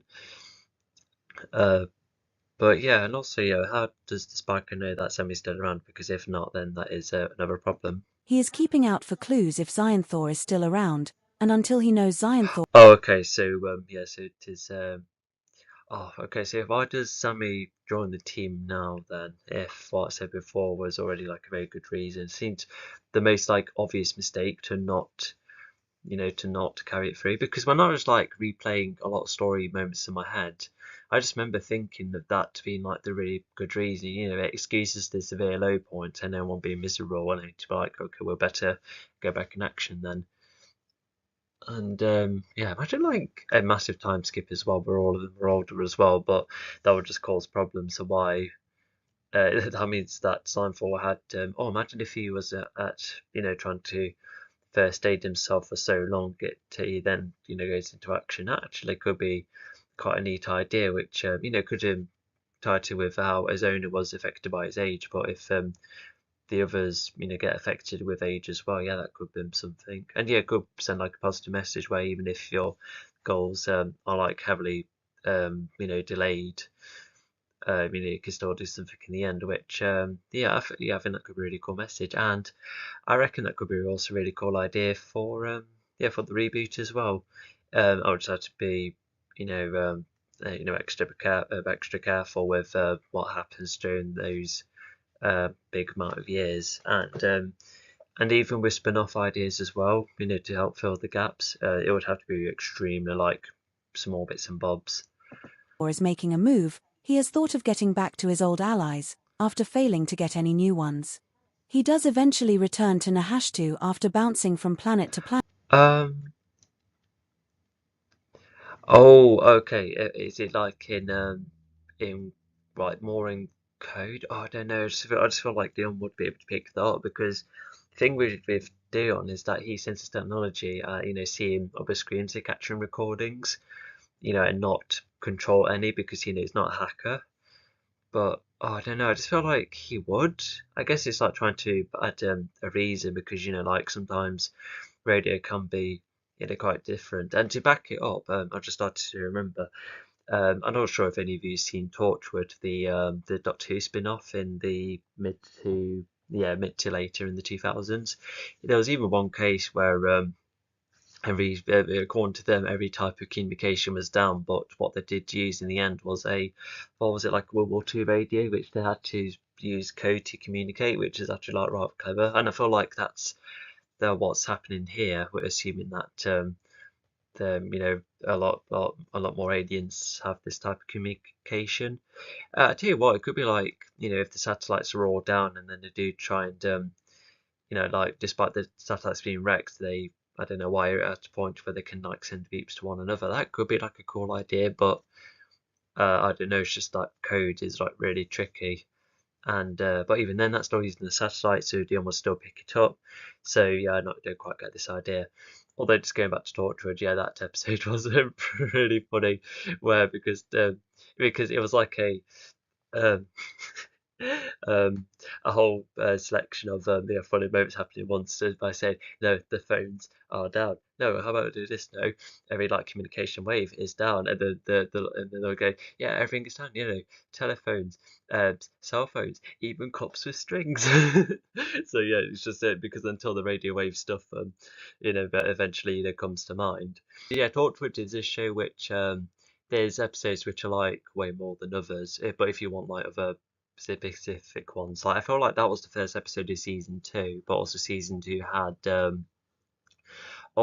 Something Borrowed is the episode where it's a wedding and the aliens are kind of ruining the wedding as well as a lot of funny moments. And even season 1 had that one episode where a load of people from either the 40s or 60s end up going through a gap in time and you go into the modern day, and Torchwood has to look after the 3 individuals and how they're trying to adapt to the modern era.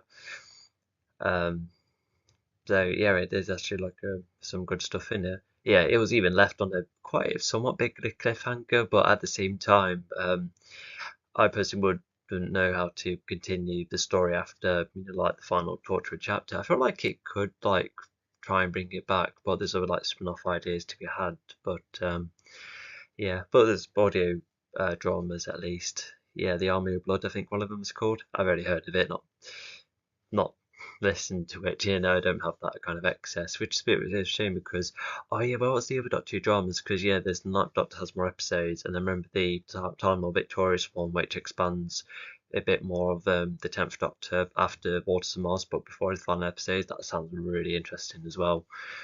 There's a lot of it which seems kind of cool. So I've got to consider about that. Anyway, sorry, I'm ranting. Let's get going. Planet, seeing it all wrecked despite the fans of the planet trying to make the most out of it. Only for a Spikio to try and fight Zami. Okay. How do they know about the Sotter's planet getting attacked? I guess if another planet sees that the Sotter's planet from far away, and if they saw like something explosive on it, they could be like, "Oh no, I think the Sotter's are done for," and we all know that Signfor's the last of the the universal threats. So yeah, I don't know how they know that. Zami, who is spooked by the super speed of a Spikio, tries to defuse this fight by trying to produce lightning from his body, a stun-level lightning to discourage this Oh yeah, why didn't they I tell you what, like even if they were struggling in search of Zion, they should at least protect the elements. And I guess Earth is kind of protecting it. The Sotras were, the Titrans were. So that's 3. Oh, and Megador's protected too. So maybe it is the idea of adding more to the protection, to which he has no clear idea. But yeah, even with all of them, it kind of goes back and forth between protect the elements, fighting the goon, trying to fight Zion 4 and so forth. So just kind of go back and forth like that. But yeah, I'm a bit mixed on them. Although, yeah, I think it's just the lead for like no progress is being made, and if they're like we haven't been able to do much. Thankfully, I don't think it's been a lot of time after the 4th book, which at least levitates the problem a bit more. But yeah, Spikio, who is named Shello, keeps going by speed boosting towards Zami. As a creature that often goes yeah, I don't know.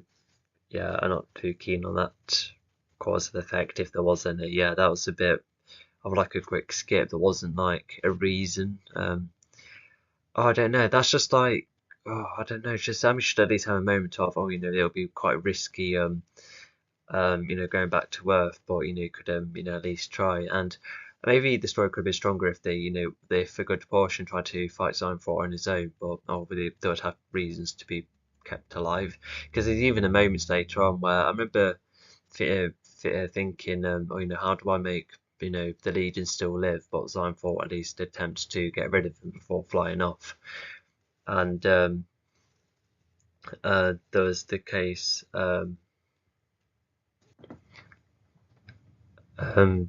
So yeah, yeah. How do I start it? So yeah, it was some of Nicole and Fletcher on the motor planet, but despite Xynthor getting hold of the motor, and as he leaves the planet, he throws a load of attacks towards the planets in the hopes of getting rid of them all three. But not only should he have done like more in-person attacks, to actually get rid of them properly, but he pretty much raised the attack thinking that they won't make it, but without checking, and because there were like reasons that was the book tries to justify that I was trying to do at the time, such as how he was getting frustrated with the Legion, how he really wanted that last element, and he thought that he would be able to get hold of it, and yeah, there might be other reasons stated as well, but I just felt like they're rather weak. I think what could have been interesting is that imagine if oh, I really don't know.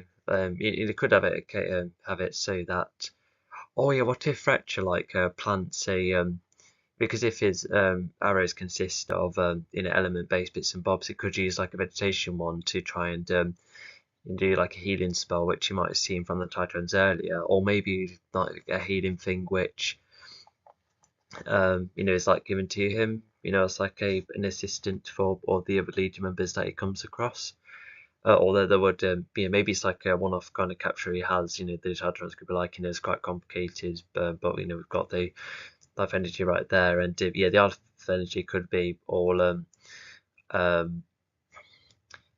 um you like all used up as they revive them, all three of them, and it could have made it so yeah, that Xynthor does check the pulse of all of them, finding out that they're definitely gone, but then Fetcher might have like a thing like it's his ancestry, to give him like a small boost, and then I don't know, they'll probably like flick his arm to to drop the healing stuff, and then that revives the lot. Yeah, I think something like that would have been a far better reason. However, I think yeah, I'll probably put that in the reboot if a situation like that ever comes about. Um, so yeah, although just to clarify, what I said may sound like resurrection, but in actuality, it could have been, like being like close to not being around and then managed to come back after some very quick healing.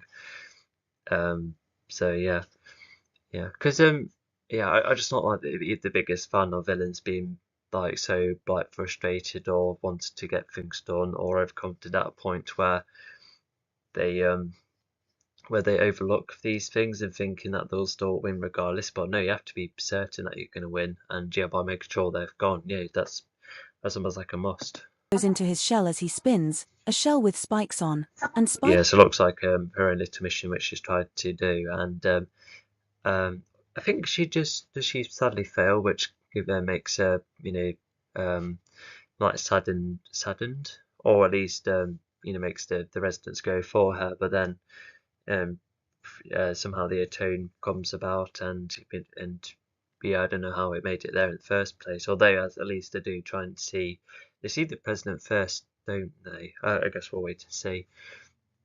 Why because why Sammy's vehicle doesn't get like shot down once it starts arriving. Yeah, because they don't want any aliens whatsoever.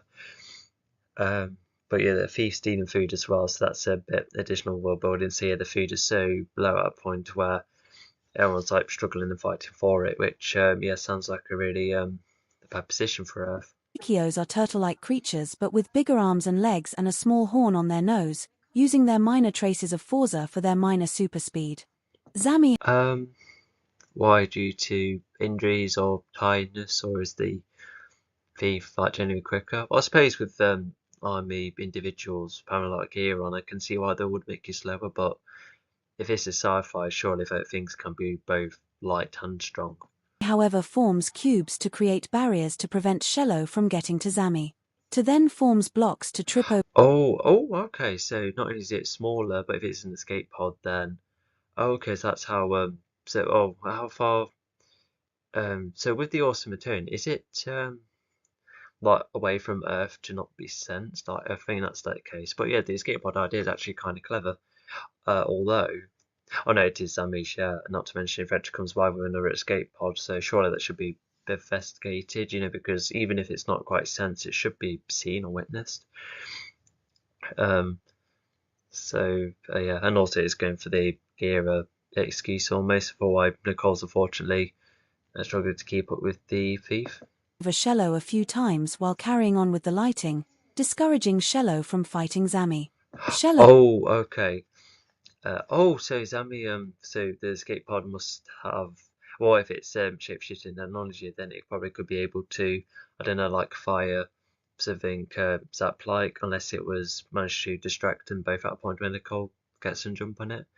Yeah, although what she does do with the food, I hope it does get to, I know she probably keeps on a person and, be good for the journey, but that sounds a bit selfish, so I hope she doesn't do that, hope he's like handed back to, I don't know, community, because if Earth is like this low, I can imagine like every human like going random on singular spot because everywhere else is like unsafe.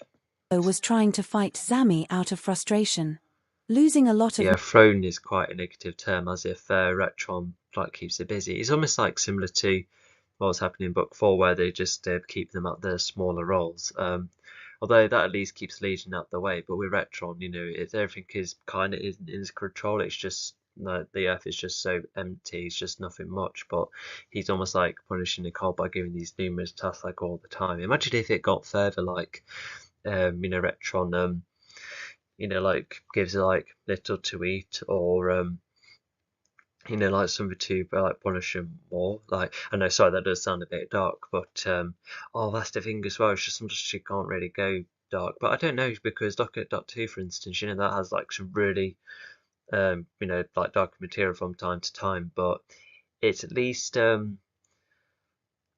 think not only is like the scary elements a bit more like or like the like the theming and the adult nature of the show. Sometimes it's often subtle and it doesn't really go that far, because it, like, for instance, when the the Doctor has like moments of being dark, it's when his it's just when moments get the better of him. So yeah, it's like dark for him because he's normally quite a jovial individual, depending on what the case is. I'm at the moment, I just seem to be forgetting that what I'm doing is it was meant to be family friendly, so you had to come up with ideas like that. I just suddenly went, what was I thinking? Yeah. But like I said, I think it should have been explored more with how Retron, like I said, how she would like how he would punish Nicole, especially when like Nicole was, leading the Legion lot in the first place, because the president could be like, well, she is a soldier, which you do need to keep her for use, and then the president doesn't find out about this irresponsible and neglecting kind of attitude towards Nicole until much later. Yeah, because Retron could be like, oh no, everyone's fine, giving fake reports, and for the president to be like, wait a minute. And yeah, there could be like a really unfair nature that Retron's really adding onto Nicole. But anyway, yeah, but not that being the case. Yeah, maybe it was like written like small in a small kind of manner because it's less significant compared to the Sign 4 stuff, which is fair, but would have been nice to get to know. Because not to mention, if this is rounding up, like a massive part of the story, with Retron finally come to accept that he can only, be on the, on top of the universe or even Earth. For a matter of fact, he just needs to accept that time has moved on, and he just simply could do the best he can. And even this is it could be assisted in a a possible rewrite in another universe where. As in, our universe, like in the multiverse, like there could have been a rewrite where, with the Legion being older as well. Oh yeah, even Retron could be like in his last few days of living, perhaps, and he probably has that. He probably gets a sense of regret, or even like really angry that he couldn't reach those heights again, and he never really moved on with what happened at the end of the 4th book. And maybe what he did to Mike really eats him up as a type of guilt. And so yeah, it could have it to be either way. yeah, I don't think in that version though it would mean that he would be unable to fight Nicole. I feel like that's another reason why I kept the Legion to be somewhat the same age. But I don't know, like even if that's like more of a wordy way of do things, it still sounds like a cool idea. But I think in the reboot it would have to be like 10 to 15 years, so it's like enough for Retron to be alive and probably like enough to fight perhaps, or maybe use just like an exosuit to help him out a bit, or even like technology to take advantage. Or well, no, to give himself an advantage. Mates because of the Legion, wanting to bring down the Legion, and watching any of them suffer as they did. As the fight ends, the Spikio tries to say that Xyanthor is still alive, and they are doing nothing.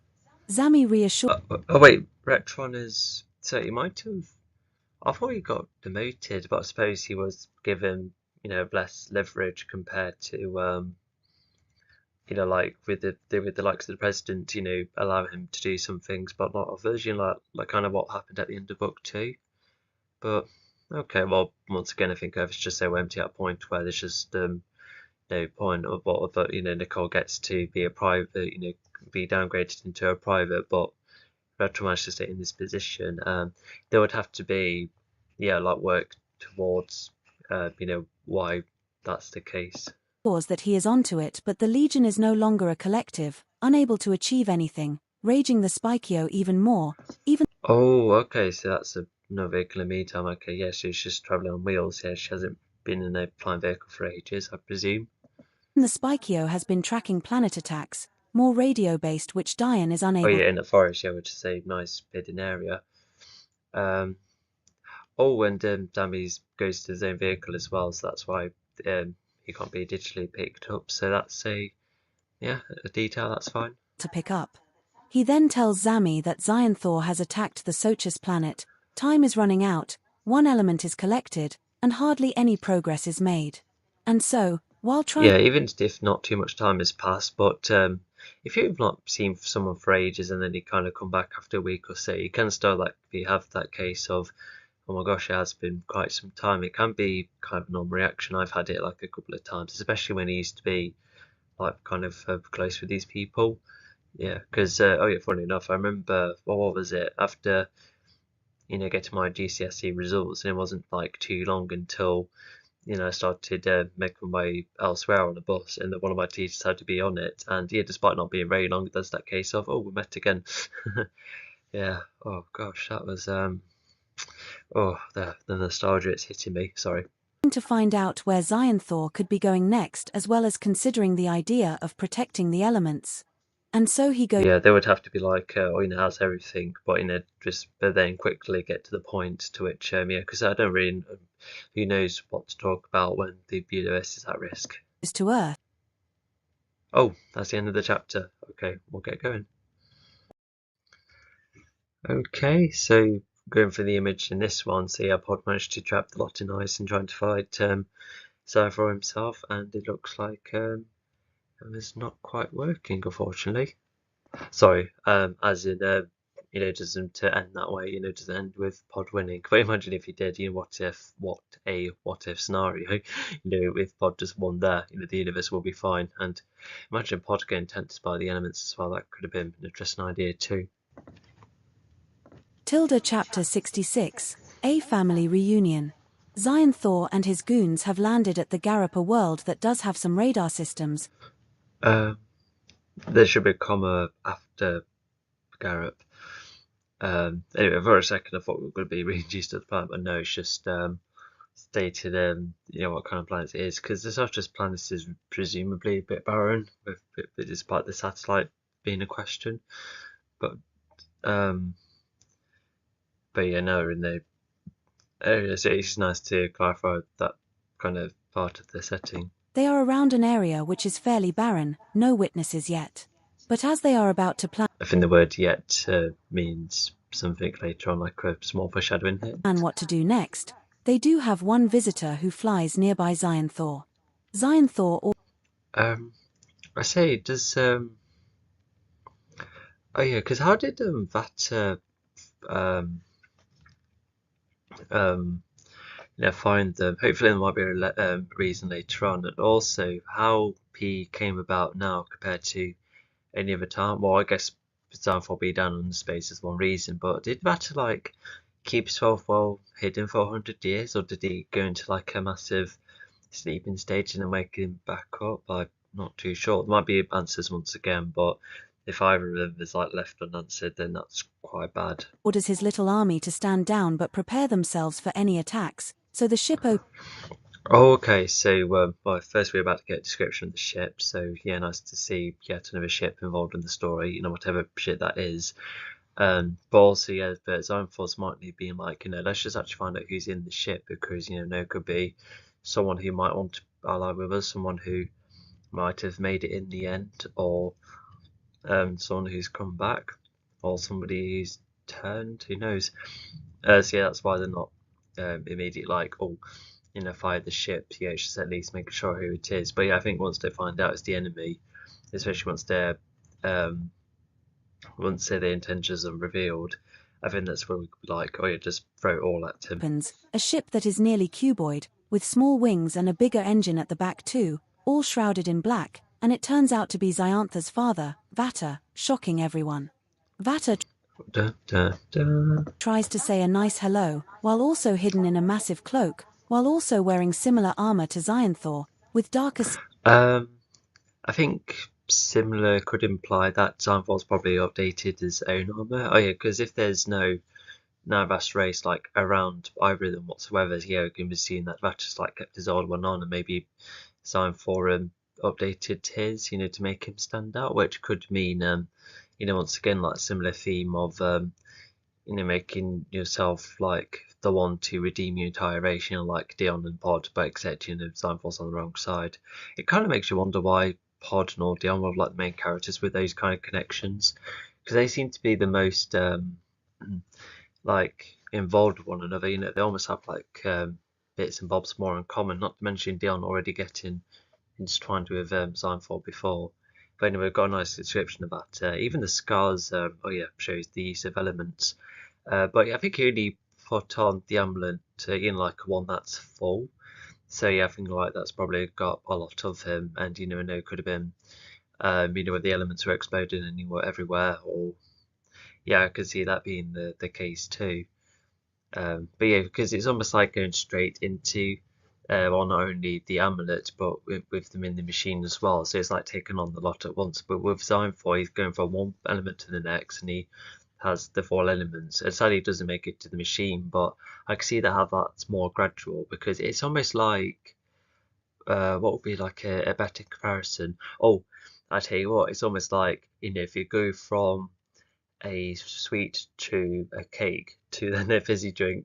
And yeah, that's what Seinfeld does. He has one sweet thing by the next, and then that's where he's all hyped up with the sugar. But with Vata, it's like he takes all of them at once, creating like a weird face, like a weird phase of sugar. I know that's a really weird analogy, but I think that what I was trying to imply, hence why Vata had so much damage, despite the short amount of time. skin and many scars from the last time he used the elements. Xyanthor is angry at him. He was alive all this time. Not to mention the kind of treatment that Xyanthor used to get from Vatter. Vatter lived. Yeah, Vata used to be quite a yeah, just not like the best parent because even in a flashback which is shown later on, Vata was just like, designed for you will be like a good fighter, and wasn't even think if he didn't even think that Signfall would be capable of carried over the throne. Pretty much. Oh yeah, which is like the only reference to royalty in this entire story. Interestingly enough, yeah, because I'm normally kind of hesitant about writing stories about royalty because there's a lot to describe within it. But I think with Seinfeld that I think they are like rulers of their own race, despite that kind of culture not really being expanded upon. But they'll probably still see themselves as the overseers of the universe rather than being a ruling thing, which I kind of talked about before. Um, so yeah, it was like so yeah, Seinfeld was just like quite belittled, and this is like it's like this interesting part where you do see what it was like back then, but Vata's like trying to make up for it. And although it's kind of weird why Vata goes into that state, maybe I don't know, he could have had it so that Signfall, knew the elements properly, unlike Vatter, but because Vatter didn't know how to approach it, that's where he kind of hurt himself, and so that's where he probably went to a kind of acceptance and thinking that Signfall could do it, which could be parallel to Signfall, maybe like a rewrite where Electron eventually sees that the Legion are useful, so it could have that kind of parallel. And but I don't know if because yes, like when you're away from someone for that long, you could like end up thinking back on a lot of things, and maybe Vatter did think that, yeah, because if he has been like mostly on his own, I don't know what he's been doing or who he's met, etc. But yeah, sometimes you have those moments where you do look back on things, yeah, because even I'm definitely not as old as them two are, but yeah, even I too have moments where when you look back at like certain moments and you just keep looking back, and you kind of change yourself because of how ashamed you felt back then. Yeah, it's just those cases. Yeah, like when I accidentally used to upset my friends and that. Yeah, just yeah. Anyway, I was a dumb teenager back then, so never mind. Um, but also we'll get a bit of a reason for how Vatter made it, because book three kind of left it up in the air, which is that's like intentional mystery. But now we see how that someone made it. But why did he not join Signfall? Why didn't he like follow the good guys to wreck the lot, or join anyone else for that matter? He just kind of went off in its own. It could be one thing if all of them were like, no, Vatter, don't stay away from us. This is possibly like your fault. Yeah, because it was this Vatter's idea that all of the element stuff. Because it would have been better if Vidalf was the one who was like, let's actually take them down. And yeah, that's where Vatter could be like, don't be ridiculous. You think of yourself as the next leader, only for Signfall to possibly be in the right, to Vatter being like, what, back then you were right. Like, I know it all went wrong. I mean, not knows how to use the elements, but you were right that yeah, we've made a good step. We've taken over from the elements. We can be the next generation of the elements. We can oversee the universe, because Vatter could have had like been going all around the galaxy, seeing how flawed it is from time to time, and how the elemental wave could really help out. Anyway, that's a whole heap of cool ideas. That's not in the story, unfortunately.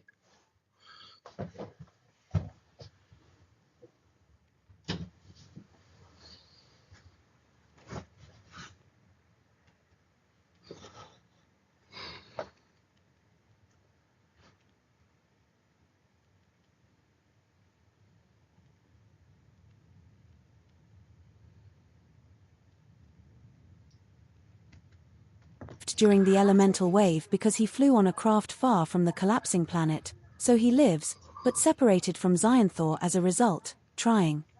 Oh, so he had to help on somewhere quickly to survive afterwards. Oh, okay. But why didn't it take him so long to come back? I know that if he was on space all this time, then maybe that's enough of an inference, because it's really tricky to go down there. But even then, because we only had Joel Sharp and then Dion make his way down there. But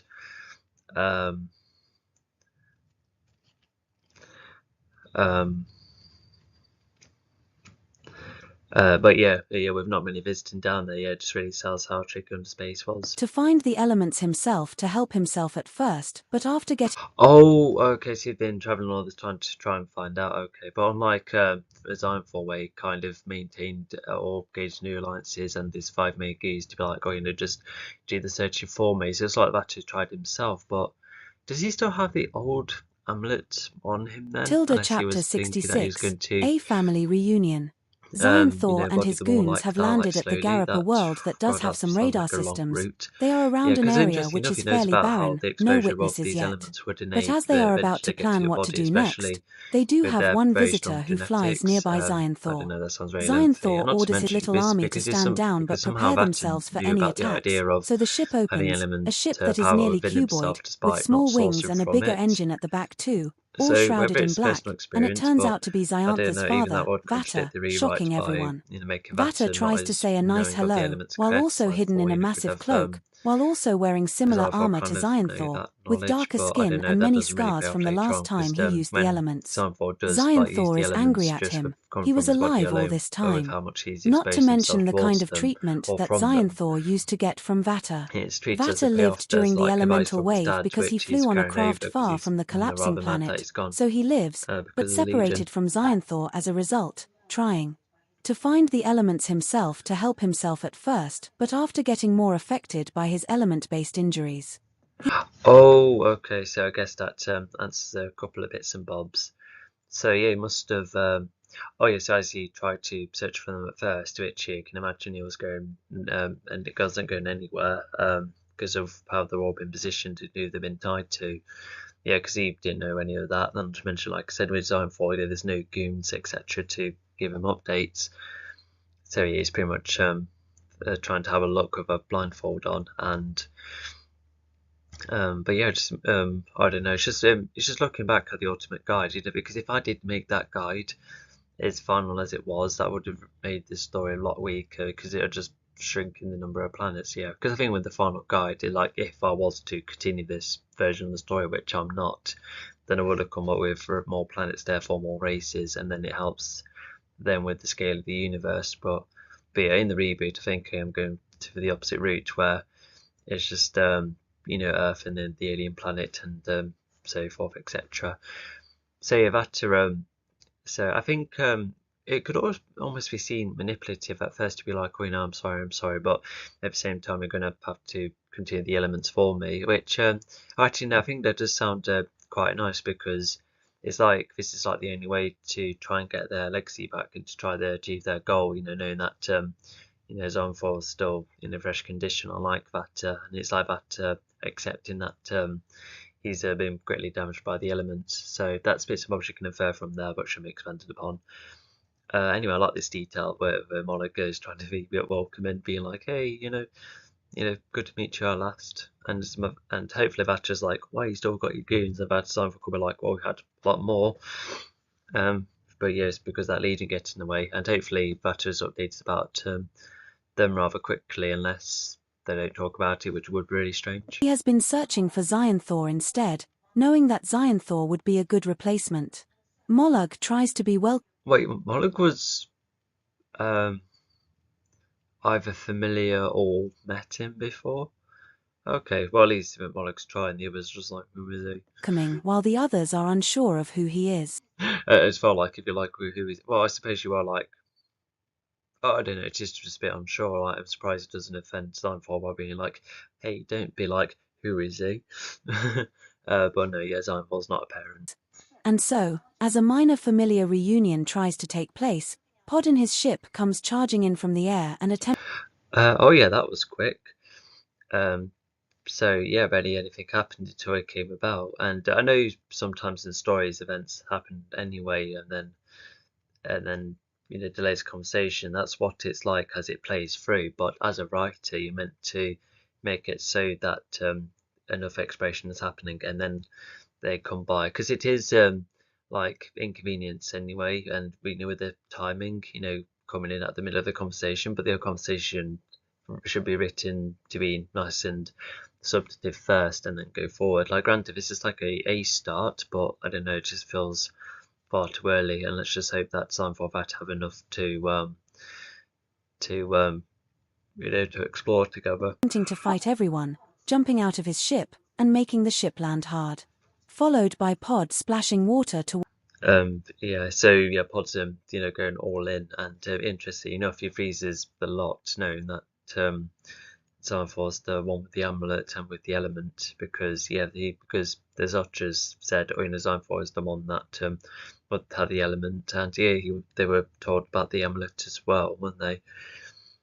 But yeah, imagine if Pod was like, wait, hang on, so you're Xanthor, then who's he? Thinking that there was only one, Xanthor's the only one left. Although, did he get told that too? Might have been Torrid, but from Torrid's perspective, did he say that, the Nivas got all wiped out, leaving Xanthor to be the only presumed survivor? And So yeah, there's a couple of bits a bit lost in, but yeah. Although I guess from Pod's perspective, he's like um,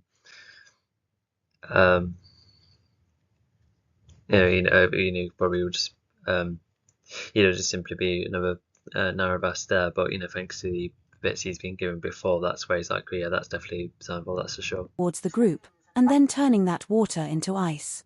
This mainly traps the goons and Vata.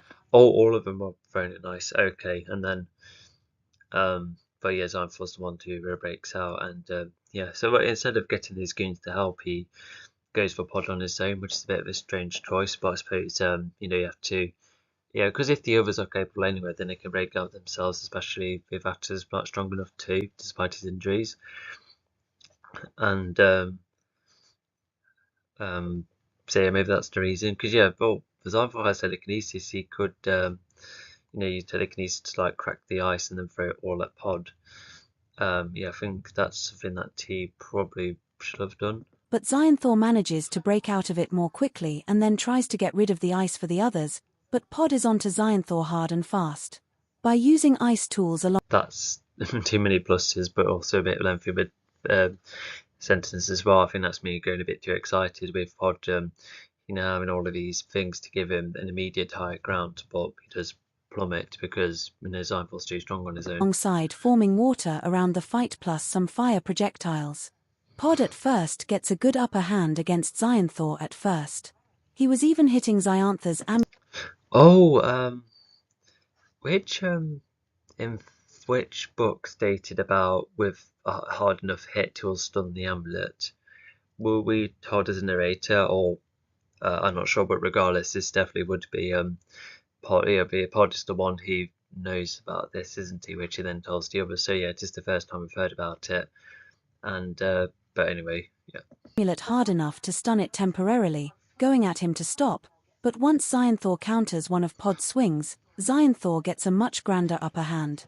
While Xyanthor does use Could be a bit more specific. What kind of telekinesis? Where was it aimed towards, and whereabouts did Pod get zapped? And the lightning was just all over his body total. I probably understand the lightning being abstract because you get zapped regardless, but telekinesis, like whereabouts was that the whole of Pod you're controlling too? Telekinesis and lightning to take down Pod more efficiently, at a point where Pod can... Oh gosh, so yeah, it's the skills are through the roof. Yeah. Oh, yeah, also must have been a quick stun. Yeah, if their hit wasn't that hard towards the amulet as well, I could see that being the case. Cannot land a single punch back. Even a small exchange occurs, with Pod showing Xyanthor how mad he... Oh yeah, that's definitely one grudge that Pod had against Xyanthor. Yeah, because yeah, Vector had his problems and he definitely misled the Morphils, but to make be a Pod, but Xyanthor would have been influenced. But yeah, Xyanthor would have influenced a lot to a point where he's like, okay, you know what, I think Xyanthor's definitely part of that reason why the Morphils turned bad and caused other problems along the way. Is that the Morphils were mainly turned bad because of Xyanthor. Despite Mechajor's own goals. Xyanthor laughs at this and then the... Oh yeah, so yeah, Pod is already familiar that was that time for sorry, that Mechador did have his own goals, but Mechador was still the problem. And yeah, so Pod must have said they stayed that quickly, and yeah, Xyanthor laughing at him. So I think it's like Xyanthor finding this too like pathetic, or yeah, it could mean anything. It could even mean that it could be like, Mechador, really? He's still mad about it, because who knows how much Xyanthor knows about Pod other than Morphal being part of the team. But actually, I'm not sure how much Xyanthor knows actually. Although from Ekron spying, like surely he knows the specifics, and maybe Xyanthor could have also laughed at that he's winning already. Yeah, it could mean anything. Yeah, I kind of like that aspect. It just goes to show that sometimes when you're the one who laughs him in the situation, it kind of strangely gives you an upper hand to being like, yeah, I've already got this. Fight finishes Pod off with a charged sonic punch, which knocks out Pod. Even Mollug later checks Pod's pulse. Oh gosh, yeah, imagine if you stop right there and you find the other word and you're like, oh, okay. Yeah, it's a bit of a weird cop out, but things like that can happen in real life where it can shut off really badly, but then you can wake up. It just depends what happens. But yeah, charge Sonic Punch. See, that's what the Morphers are able to do, which means Xamfor then uses against Pod, but because he's an Aravash here, would be even harder as well. More to check the pulse as well. So yeah, that's so something like that should have happened. Again with the Legion when Xamfor would definitely want them out the way. No questions asked. And it turns out Pod is dead, temporarily. And so, once Xyanthor uses telekinesis to remove Yeah, telekinesis is definitely like the best way to get rid of the ice. Yeah, that's for sure. the ice from everyone, Mollog forms spaceships using his book. Why not keep the ship that Vata has? Unless, well, but I suppose by ditching the ship, it saves getting tracked, and maybe Monarch's bug is like kind of supernatural at a point where it gets hidden. Although things like that should have been stated. Unless Vata's ship is like in a bad condition too, but once again, that's not explained. One for the goons, and the other for Xyanthor, Vata, and Mollog, escaping the planet quickly. Thanks to the element of surprise from earlier, Pod manages to fight Oh, hang on, no, don't. No, the fight was done. Don't expand on it. quite well so far, but not for long. Xyanthor manages to fight Maybe it should have said that Sign 4 was, I don't know, that Pod, oh, I don't know, Sign 4 did want to fight Pod on his own, but we already know that Sign 4's a menace, really good at fighting anyway. Oh gosh, I hope we're not getting weird repetition again. back and beat Pod without the help of others. Mollog then generates another spell, some wiring. Okay, I think it was, thankfully, so it wasn't like too repeated, like how Sign 4 somehow beaten the Sutchers twice and lifted up the vault twice. Yeah, it wasn't that, thankfully, but it should have been written in more of a past tense kind of way. But anyway, so Mog's getting Pod into the ground, like properly sinking him. In that case, how did Dion manage to locate Pod? Should you maybe destroy Vata's ship so Dion or nobody else sees that? Like, it would find it a bit weird for a ship to be there and also see that body's been recently buried.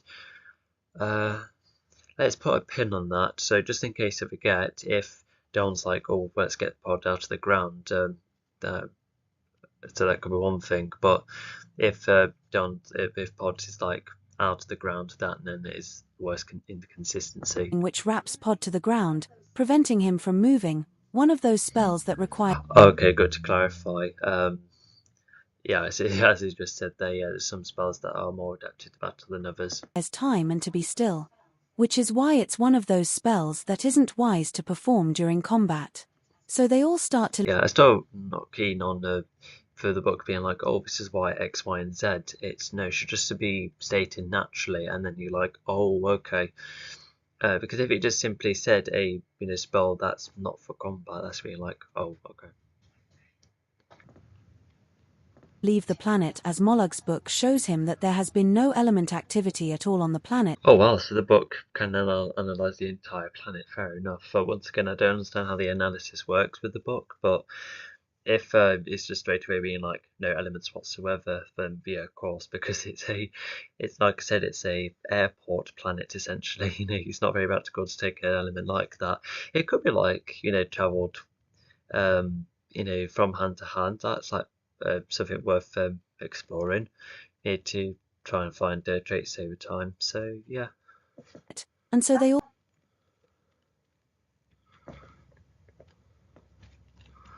Tilda chapter 66. His cynical talk.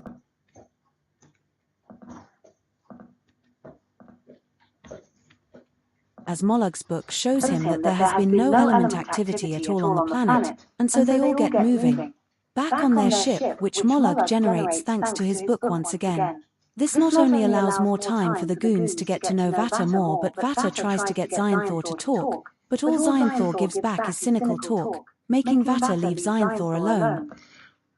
For now, yep, as it's about to resume. So yeah, for a second I thought more like I think he probably creates another ship when they're both split apart, because we at least know that Morlock can create any number of ships he wants, I presume. But yeah, at this point they just focused on one. But yeah, it just makes you wonder what Vatter and the Goons did actually talk about. It would have been actually nice to hear about, what they did share and etc. Whilst the Zion 4 is just like, no, I'm not getting involved with this conversation. And thankfully, Zion 4 doesn't get a case of, oh no, you don't remember you're on my side, not his. He abandoned me. Yeah, could have gone somewhere like that, but never mind. But yeah, whatever Zion 4 said, you must made that back off until he tried again. Okay. For now. Zion-Thor talked back in a way that nearly angers Vatter. After all, Vatter is still bothered that Zion-Thor didn't protect him well enough when he was at the machine 100 years ago. But as it has...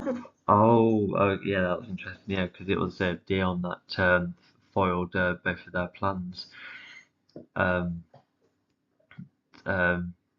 but it looks like Vatter wants to put that aside for now, considering what his final thoughts are. Like, it would have been nice to address more of that. Maybe Vatter, he could be reluctant that Zion forced him anyway to win the goal, only to then start getting on. But it's just like Vatter's like chill from the get-go, which could have been addressed better. Been years, Vatter knows that Zion-Thor is on his quest and it cannot be slowed down. Yeah, just like what I've said. So yeah, I think it is sensible. But even then, they're on a ship. They could address some things along the way, and it's not like they'll have a chat that will disrupt their fighter performance, because they'll be good fighters regardless. Hundreds of years of experience, and they're really hard to take down anyway. Tilda. Honestly, I don't always know when the chapter's ended. We're gonna hop to the next one at least.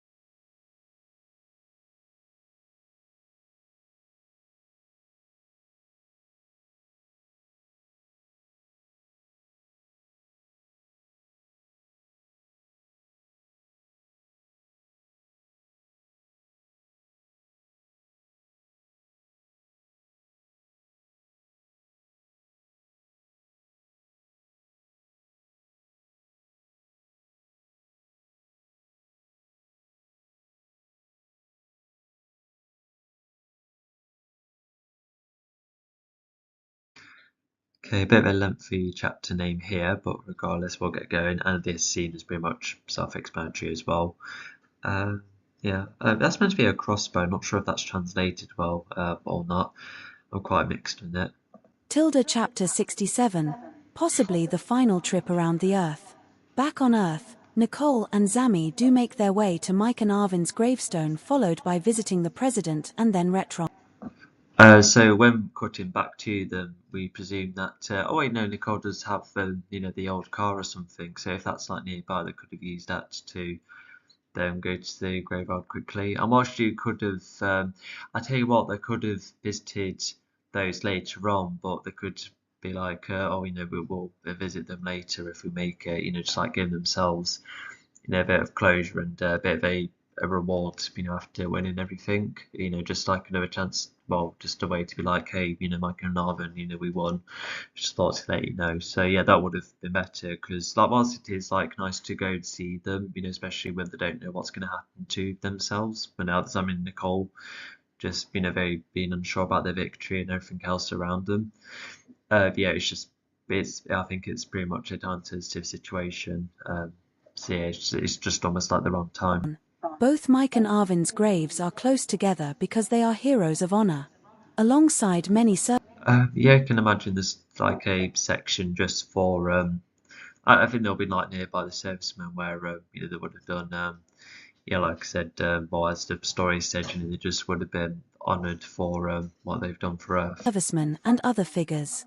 Both Zami and Nicole have. Or I just thought of that, but yeah, the novels just said it too. Yeah, we definitely share the same minds, don't we? A good visit, giving themselves some luck or a final goodbye if all else fails. Before going to the next destination, this is where they see an old awesome Atone coming around. This was the same. Oh my gosh! So it looks like I didn't forget about that version of the Awesome Tone. So it was addressed when it was left on the Titan planet because everyone else went on that same large vehicle. But yeah, that vehicle was used again. It must have, I think it's on autopilot unless Fletcher has enough instant wisdom to pilot the ship. But if it was already ghosted as well, I think it was at the end of book 4. But I don't know. We're talking about too much air activity, Zami and then Fletcher. So yeah, I'm surprised like nobody's like I saw something despite the technology not picking anything up. But regardless, and oh, Carper's in the vehicle. Okay. So anyways, it's nice to bring that back. Yeah, what a full circle. Awesome Atone that came from the Titanran planet before they all left on the Titanran cruise during their last space travel. This does puzzle Zami and Nicole at first, and they wonder who is inside. It turns out to be Carpo. Yeah, you just don't know what to think. Like yeah, look, because for instance, the Titrans could have been fought, and the bad guys nick the ship, only to then go to see the Legion. So you do have to keep an open mind for things like that. But obviously, if it's not the case, it's Carpo. Who has fairly good knowledge of piloting within his cruiser, surprising both Zami. Oh, okay, that's why he was able to drive the Ultimate Tone. Like, if Zami can make his ships like simpler to drive, I suppose he does it with his own vehicles too. If Carper can do that, yeah, if he's the leader and the whole planet has a ship, even if the ship hasn't been used for ages, I guess that's fair enough. Um, so yeah, and also like I wonder if there was like more of an opportunity for. Well, actually, no, he did need to go back to his planet, so of course he can't stay. Not even to part fight Retron. I feel like that would have led to issues. Zami and Nicole, putting down their weapons. After a catch-up, this is where Carpo introduces. Even the weapons shows having an open mind. If the vehicle was, being piloted by a foe. Them to Fletcher, who is not only going to be the latest addition to the team but who is a result of the Titanran's cloning. This makes Fletcher the. Yeah, it's nice to. Yeah, I really like how the Titanran's cloning. It kind of pays off. And whilst, like I said, I'm not too keen on Fletcher being a instant wisdom kind of a character, yeah, it's just an idea that it almost like works for the story because it means you don't have a noob joining the team. But I don't know, I just feel like they could have, taught someone again, because imagine if Carpo, reluctantly was like, oh, we just brought you back, and we have to, fast track your age or at least make you like have a mind that's literally been born, but you still have like the physique of an adult. But anyway, we just need to get you ready for the battle later on. I know you just come to planet Earth and you don't know what anything is at the moment, but even then, that even sounds like a really enough idea. Why not? I don't know. I just can't really see how it working. Like I said, it's really cool to have a Titan cloning result that results, but I don't know. I'm still I don't know. Does the Titan cloning have to pay off? I feel like it already pays off massively anyway at the end. It's just something that Titans keep tabs on until they're in a much better position, and therefore they get loads of successful results. So yeah, it's just something that ends the story nicely anyway, without adding to the Legion team, which is something not quite right about that. First resurrected race to come about. Sadly, this is all the help the Titanrans So the first results, so that at least clarifies some things. can provide after Zami and Nicole's request. Carpo does need to go back to their world. As in the request with the Arvin sample. But what else did they request? Because they weren't like, oh, here's some new fighters, and I don't think they got in. There was no line suggesting they quickly got in touch, being like, hey, we're getting the team back together, get in contact. I felt like it would be risky to contact others despite it, because Earth could pick up on what all the Legion members are calling. But Anyway, we'll continue. considering what they own, but otherwise, Fletcher is left with the Legion and given his collaptor. Carpo gets going. So the club to help some things if once again Fletcher has instant wisdom, then he's just giving about giving something that'll be handy and that'll be somewhat easy to use. And Copper going back to the Titan planet, that's definitely sensible. Saying bye to each other in a way which is friendly, yet no one knows what could happen to one another. Fletcher is an Arawak. He is. Yeah, I really like that tone as well. Yeah, you can not only is it like Carpo accurate, you could say, but it's just like accurate to the whole situation in general. But I don't know. It's like Carpo surely must have been contacted and being updated what's going on. I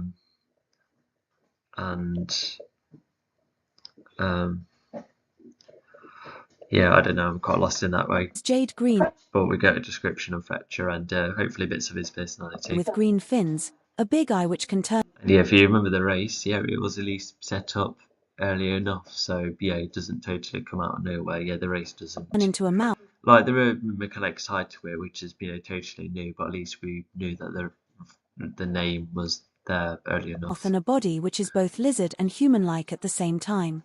He can form his clothing and even spawn his crossbow, which has arrows made up of a variety of element abilities, but minor ones at that. This race is also able to connect to the mind. So it's good to address it as minor abilities, because if he pretty much has the power of the eternal element amulet, you just don't want to make him seem overpowered. Even Apollo, who also has all of the elemental abilities, even he too has to make sure his powers work functionally, especially in the sequel. So there are tiebacks to make sure it's not fully overpowered, with both of them. But minor ones, that's because it makes the like I said, you're not too overpowered. So if you're wondering about the background, it's some pipe work getting sorted, which hopefully can be blocked out. But I also feel like it's a cop-out as well, to form his own clothing and his own crossbow, as if he can summon things. And whilst it is, because hopefully it's explained later, but the intention is for Fletcher to just think, and then any type of arrow he wants to spawn, he just spawns, which is quite abstract, to be honest. Not too keen on that looking back. But just to form anything he needs, certain things, it's I'm just not keen on it. And it's just very vastly different, too different compared to what the rest of this universe is all about. Of past ancestors, and even knows where his world is at, and this race is born with instant wisdom. Fletcher approaches the Legion in a very friendly manner. Oh well, so he has all of that knowledge. So having instant wisdom, it helps quicken the story in a certain way, but it's just too many cop outs almost.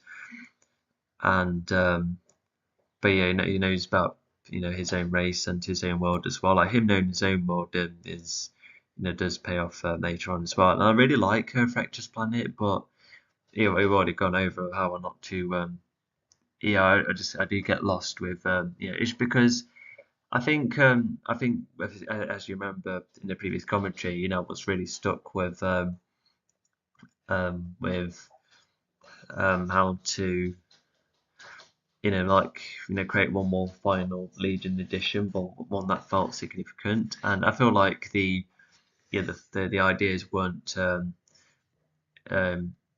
the ideas weren't quite there, because I guess it was a cool idea to have a Chikaro individual, but it was supernatural Chikaros. So a lot of I think it was an idea which was kind of cool. Definitely makes him seem grand in a way, but just seeing how it all works in general, it's just a lot of it which I'm not so keen on. Chapter 67. Possibly the final trip around the Earth. Back on Earth, rather Nicole and quickly. But even Zami then, do he make could have their way worked to as Mike and just Arvin's gravestone, imagine if he followed was by like a visiting the hybrid president who and actually then decides to Retron. join in the Both fight, Mike and somebody Arvin's who's already graves are close experienced in together all of because this. they are That would have heroes of honor. probably made him Alongside better. many servicemen and other Yeah, because he figures. could have been Both like the Zami lucky and survivor Nicole of the have a last good wave and visit, hoping giving that it themselves didn't some happen luck or a again. So he could final have been goodbye if older, all else therefore fails. justifying the Before wisdom going to the instead of, next destination, fast this tracking is it where they so see that an old the awesome Titrans Atone coming had a around. result, which, like I This say, was the could have same just awesome worked just Atone as that well came if it from the was just the Titanran ending. planet before they Considering all even left on the the Titrans Titanran are cruise mostly during bringing their back last space travel. a lot of it This is does puzzle wildlife, Zami and I Nicole reckon. at first, and they wonder who is inside. It turns out to be Carpo, who has fairly good knowledge of piloting within his cruiser, surprising both. But yeah, that's good. Yeah, I think what the problems I've been talking about they are going to remain despite these new details, such as Fletcher being like, we're ready for action. So yeah, it's just getting everything going quickly, which I suppose helps both the pacing and knowing that Fletcher takes the situation seriously. I suppose he's not talking about the residents or being like, where is everyone? Because, he was all about the residents later on in the story. So we could have had that being an introductory part of his character, but oh well. Zami and Nicole, putting down their weapons. After a catch-up, Oh yeah, the entirety of now plus the previous 4 books. Oh gosh, yeah, that's a lot. But hopefully they'll just, explain the basics and then go on from there. this is where Carpo introduces them to Fletcher, who is not only going to be the latest addition to the team but who is a result of the Titanran's cloning. This makes Fletcher the first resurrected race to come about. Sadly, this is all the help the Titanrans can provide after Zami and Nicole's request. Yeah, so it is just going over a couple of basics, and even the word almost, because it's I think that's a way of acknowledging that there'll sadly be no Mike and no Arvin, but and then I guess if you count like the Sochers or the Green Apes being additional allies, then that sadly go too.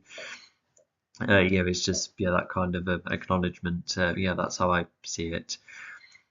And but these are like some of the parts that the Legion kind of probably explained to Fletcher, and just some of their intentions. Yeah, because the final destination is Zion 4, which is accurate. Carpo does need to go back to their world considering what they own, but otherwise, Fletcher is left with the Legion and given his collaptor. Carpo gets going, saying bye to each other in a way which is... Should be they are more keen on Fletcher's race. Yeah, they're missing a word there. But it's nice that they're getting on well so far. Like I feel like it should be like whilst you definitely need to catch up everyone, it should also be like a bit more like serious, really. And you could have had Fletcher having like a couple of opposing thoughts, but it's kind of set up to be everything going okay, but then they start to clash a bit, and then they do apologise for that. So the structure of it's okay, but it's I think the way Fletcher and Nicole and Zemi could have like potential conflict, I feel like that could have been done better.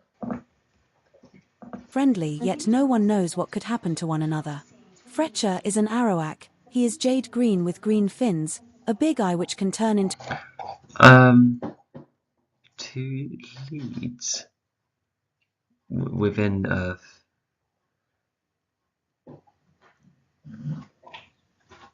No, I don't understand that. Like, for a second, it could have meant that Fletcher has 2 alliances to work with already, but Fletcher literally just like joins the conflict. So I'm a bit puzzled with that.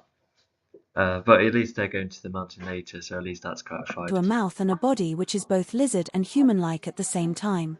He can form... Oh yeah, because was it stated in the 3rd book, unless the 5th book answers that, to which good for book 5, and good to know that that we get hold of it. Yeah, because it's I don't think those planet defences would be up after the after the flooding. So I think it's definitely a good idea to find a different spot with it, or even keep it themselves. But then Vetra's like, oh no, I don't know where my planet is, and hopefully should still have somewhere to protect it, which is quite lucky actually. Yeah, because even placing it in a certain spot is what takes away Avatar's life at the end of the story. His clothing and even spawn his crossbow, which has arrows made up of a variety of element abilities, but minor ones at that. This race Oh yeah, that's the thing. He doesn't just connect to his past ancestry. He almost like connects with his world telepathically as well, which is interesting, but it's just a bit too abstract. is also able to connect to the minds of past ancestors and even knows where his world is at, and this race is born. Okay, so this race must have worked. Oh, I think what makes this race different to the others is that maybe this race actually worked with the elements, to expand on things together, which is a interesting concept. So I think I might still like the idea of some races in the past probably working with the elements quite often back then, but yeah, like I said, like Fretcher's race still don't find interesting enough to carry it over into the reboot. With instant wisdom. Fletcher approaches the Legion in a very friendly manner as he asks, If not knowing how to enter the building. So yeah, it is something that like requires a passkey, which Bata fails to do. Therefore, it comes at the cost of his life. So it's a good setup right here. It's a bit in the air at times as well. I'll say that. what is happening next, already ready for action. There is no time to waste, and the Legion will catch. Yeah, of course they would. Yeah, it just sounds very good. But as I said before, all of it's kind of lucky. Fletcher up with everything. Yeah, just imagine if any other um other another like alliance coming from Sign 4 came out first, they would not have a planet with protection, another race with enough wisdom, element familiarity. Yeah, gosh, imagine if they did have another ally. So yeah, so the Dartrons really hit the jackpot, going for possibly the best kind of ally you could ask for. So far as they make their way. This includes who they have fought, who they are up against. The fact that Xyanthor There's like these things. I don't know. So hopefully, in book 4, I did add about how Mechajob lied about Xanthor not being around. I just really hope that's the case because I really don't remember. But anyway, so the process is getting updated, and it kind of gives the Legion a small green light. But yes, knowing that Signfall's not dead, it is a big deal because it could mean risking Earth as well, which ends up being true. is still alive. Xyanthor is on his quest. The Legion was a thing until it wasn't, hoping to get the Legion almost back together and wait. Yeah, I think whilst we don't know an awful lot about the president, he does seem to be fair, and if Xanfall's on the move and there's some of the best fighters about, then of course you'll need to reunite the Legion to get everyone else up in the stars, and Earth should be out the way as well. Especially, hopefully they mentioned Hamoto coming with them as well. To which, if the motor was at the disposal, why did they research it? They could have also created not only nitro from it, but a lot of other materials as well if they used it well enough. But at the same time, the energy must be far too powerful to mess about with. But regardless, we'll go see the president status after all's not dead. And yeah, the Legion's still aware that uniting in this manner is illegal, but if they're out of Earth, then it can't be illegal within Earth. It's just currently like the best choice they have. More as this long journey goes on from Earth to Zion. Oh, yeah, I suppose it's worth asking, but I don't know. Maybe just like a quick question and then off you go. But they're almost like. Sorry about that. So yeah, like whilst Nicole and Zemi and Fetching seeing Retron as almost like part of the conclusion of Retron's 1 second. But yeah, so yeah, it is concluding a Retron story like a part of it. But I don't know, I just feel like the Legion could just leave the Earth and you could have Retron be argumentative about it. But because if it's Retron fighting Nicole and refusing to help like needed, I guess it is because sometimes you would think, oh, would Retron finally get over and actually, could even come with the Legion, considering he's a good sniper, even bring the servicemen, which I think was addressed too, but Retron's like, no, both sort of gone off problems, but did they need to fight? I suppose we'll wait and see. The Legion also has a very good impression of Fletcher. Oh, okay, so yeah, they come in peace, almost, which is good. They like his wisdom. The fact that he listens well, his variety of abilities and more. So it just goes to show how even the Legion and Nicole, they're just very distant from one another. Yeah, like who knows how old or new these servicemen are, but they definitely would have some kind of grudge against the Legion regardless. Keen to know a bit more about Fletcher's race. The Legion also said to Fletcher, So that's going to give them innocence. Yeah. Retron's refusing to help already. I suppose the lead. I think they both told. I think guess the line is saying how they're going to go to Retron for help, and the president's but like there's no like writing saying that keep be open-minded and I might not want to help. There should have been a line like that, but somehow they went to see the president rather quickly and then immediately at Retron's. But yeah, it's refusing to help, and the Retron's going to go for the Legion as well, which is kind of mean. But I suppose if they're at a low point line, don't have much delusion. You never know. The Legion could be blind that Retron's out, the Zionfall's out there, and therefore it'll leave Earth and all being together. But still, they're still leaving Earth, of course. But yeah, just like Retron's just wanting a massive revenge. So I'm not totally sold on all of this reasoning. Because if Retron and Nicole had to have a fight, which already sounds like a cool idea, maybe evolving other characters to show them parts of the story. Like Book 2 might have been a good example. That after seeing two leads within the Earth, the Legion will be a fight begins. But yeah, Semi and Fletcher, they're dealing with servicemen, just all sorts of ways to neutralise them. But then it's Retron and Nicole have a proper fist fight, and Nicole wins when Semi and Fletcher are more around to help. It's a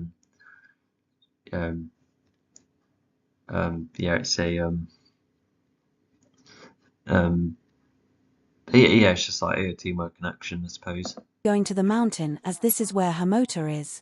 Zami and Nicole know about Pod placing her motor. That's kind of repeated. It just simply state the fatal lasers in the mountain. As they wonder whether Earth is still good enough to protect her motor, Fletcher thanks to his connection with his world. I still feel like it's not justifying. It sounds like he's, completely lost it. And I guess what could have been clarified is that maybe Retron's like, no, you're not risking the Earth again. We're at a low point. I don't want you causing like the end of humanity. And so to go for this, which is quite rash, I guess that's a reasonable kind of reason, but I don't know, like maybe imagine if Retron's like forced to come with them, and then he's like in cuffs, but then he's and then when the fight is around, he just has to aim for the enemy, and he could have Fletcher, just making sure that Retron doesn't stab their back, but Retron could still start to find more of his footing. So yeah. And knowing where it is, says that his race used to store traces of elements as research thanks to the original 4 living elements. So they seem to be working rather well with one another so far, and I think that could be thanks to Fletcher's wisdom. Building was designed to be a lethal trap if not know how to enter the building properly, making it a good defense against Zionthor. Oh yeah, because that's something else I've seen a couple of times in fiction, where sometimes when you summon lightning, it catches incoming projectiles, and I think that's how Zami's long-range attacks or how his lightning is used. Legion likes this idea. After a good greeting between them all, they then all go and see. Oh, okay.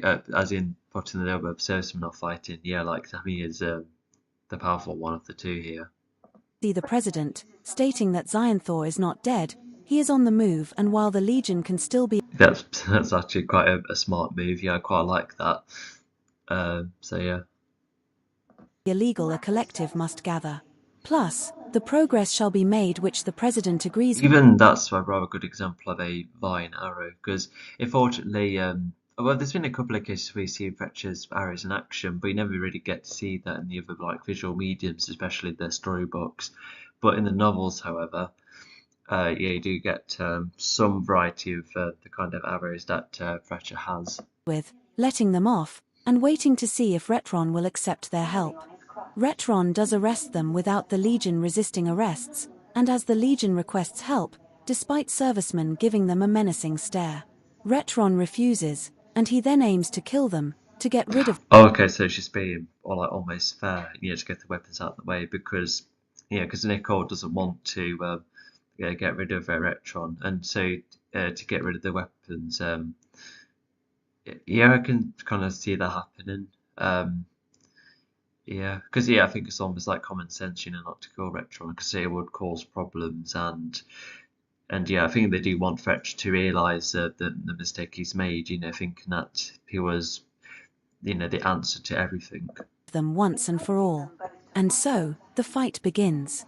The servicemen try shooting at Zami and Fletcher with deadly lasers. If Nicole was trained primarily by Mike, who then trained Mike, and I suppose if then question on, was the sensei before that and the trainer before that, it could be anything. But I still, so I think it still would have been nice to know who Mike was trained by.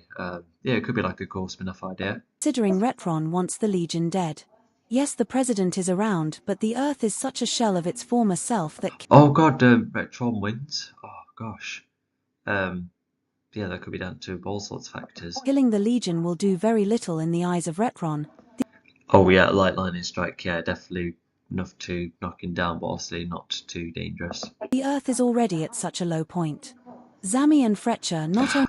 Okay, so Nicole just lost to round 1, but now it's round 2. She's gonna have the all win, and mainly thanks to teamwork here, which is good.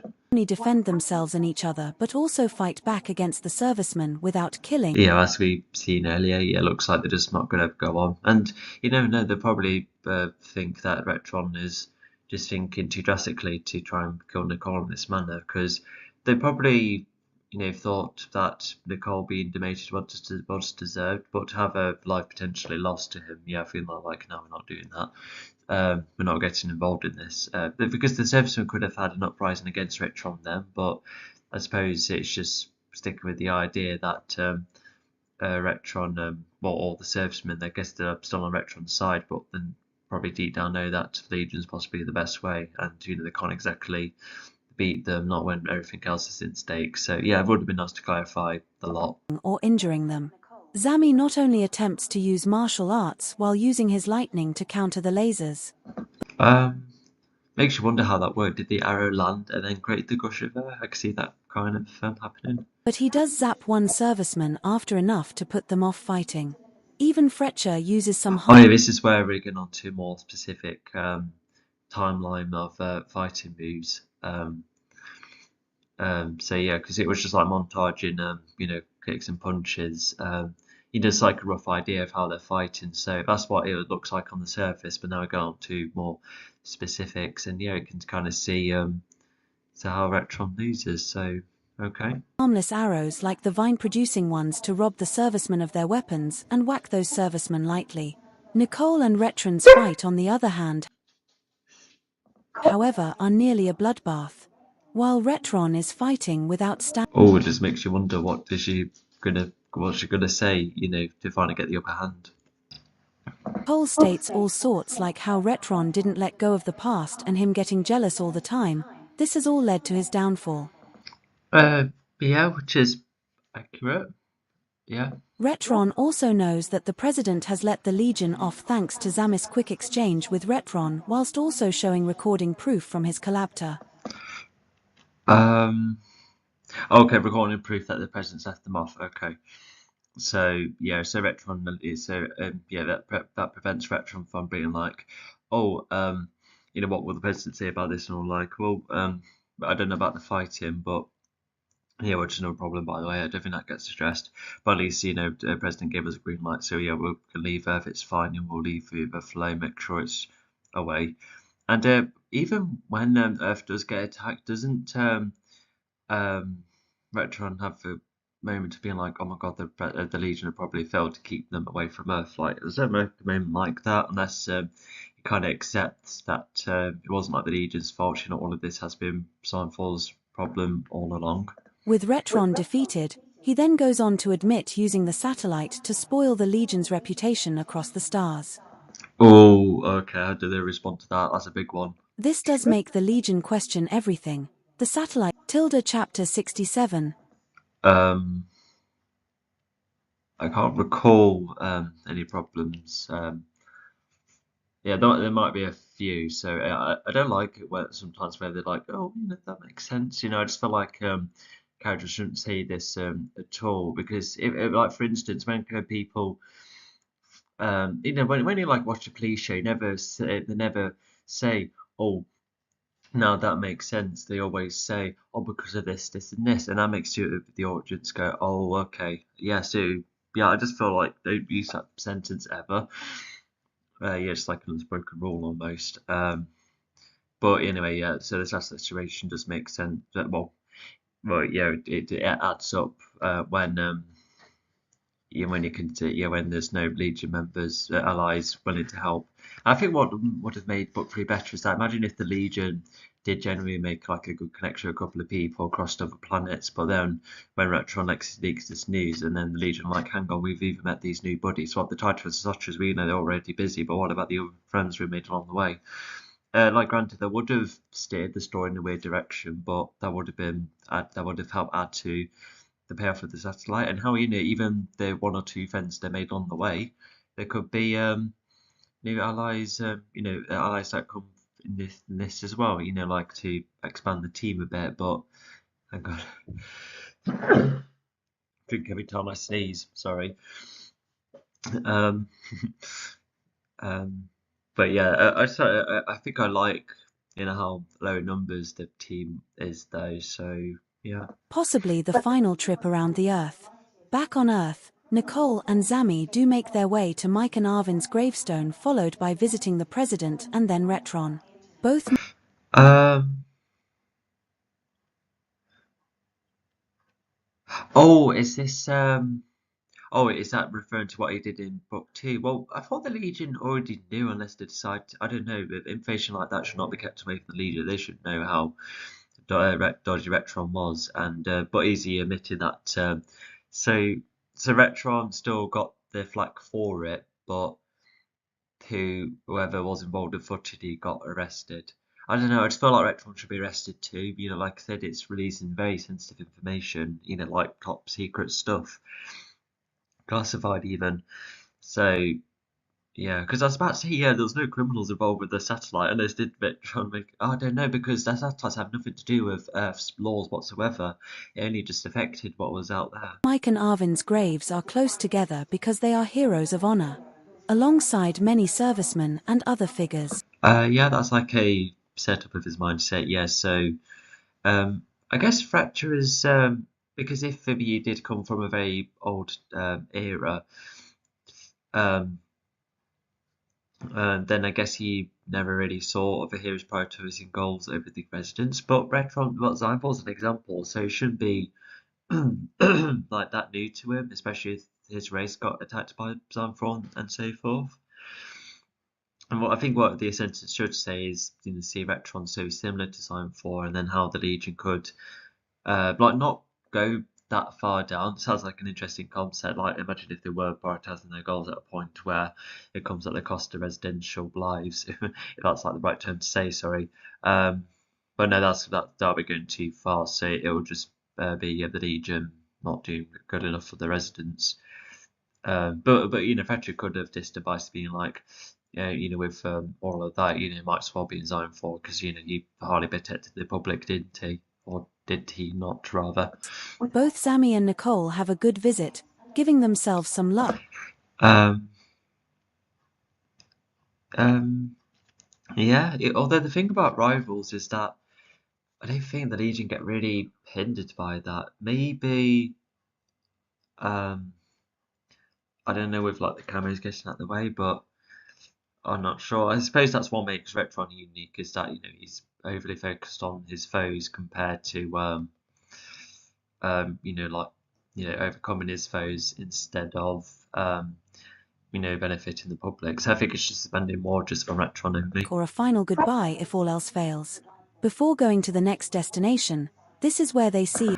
Yeah, because you can, because I think from his perspective, Retron is getting belittled, and I think when you just watching him, how he would act, I think Fletcher could see that he's generally quite flawed, despite literally being born not even yesterday.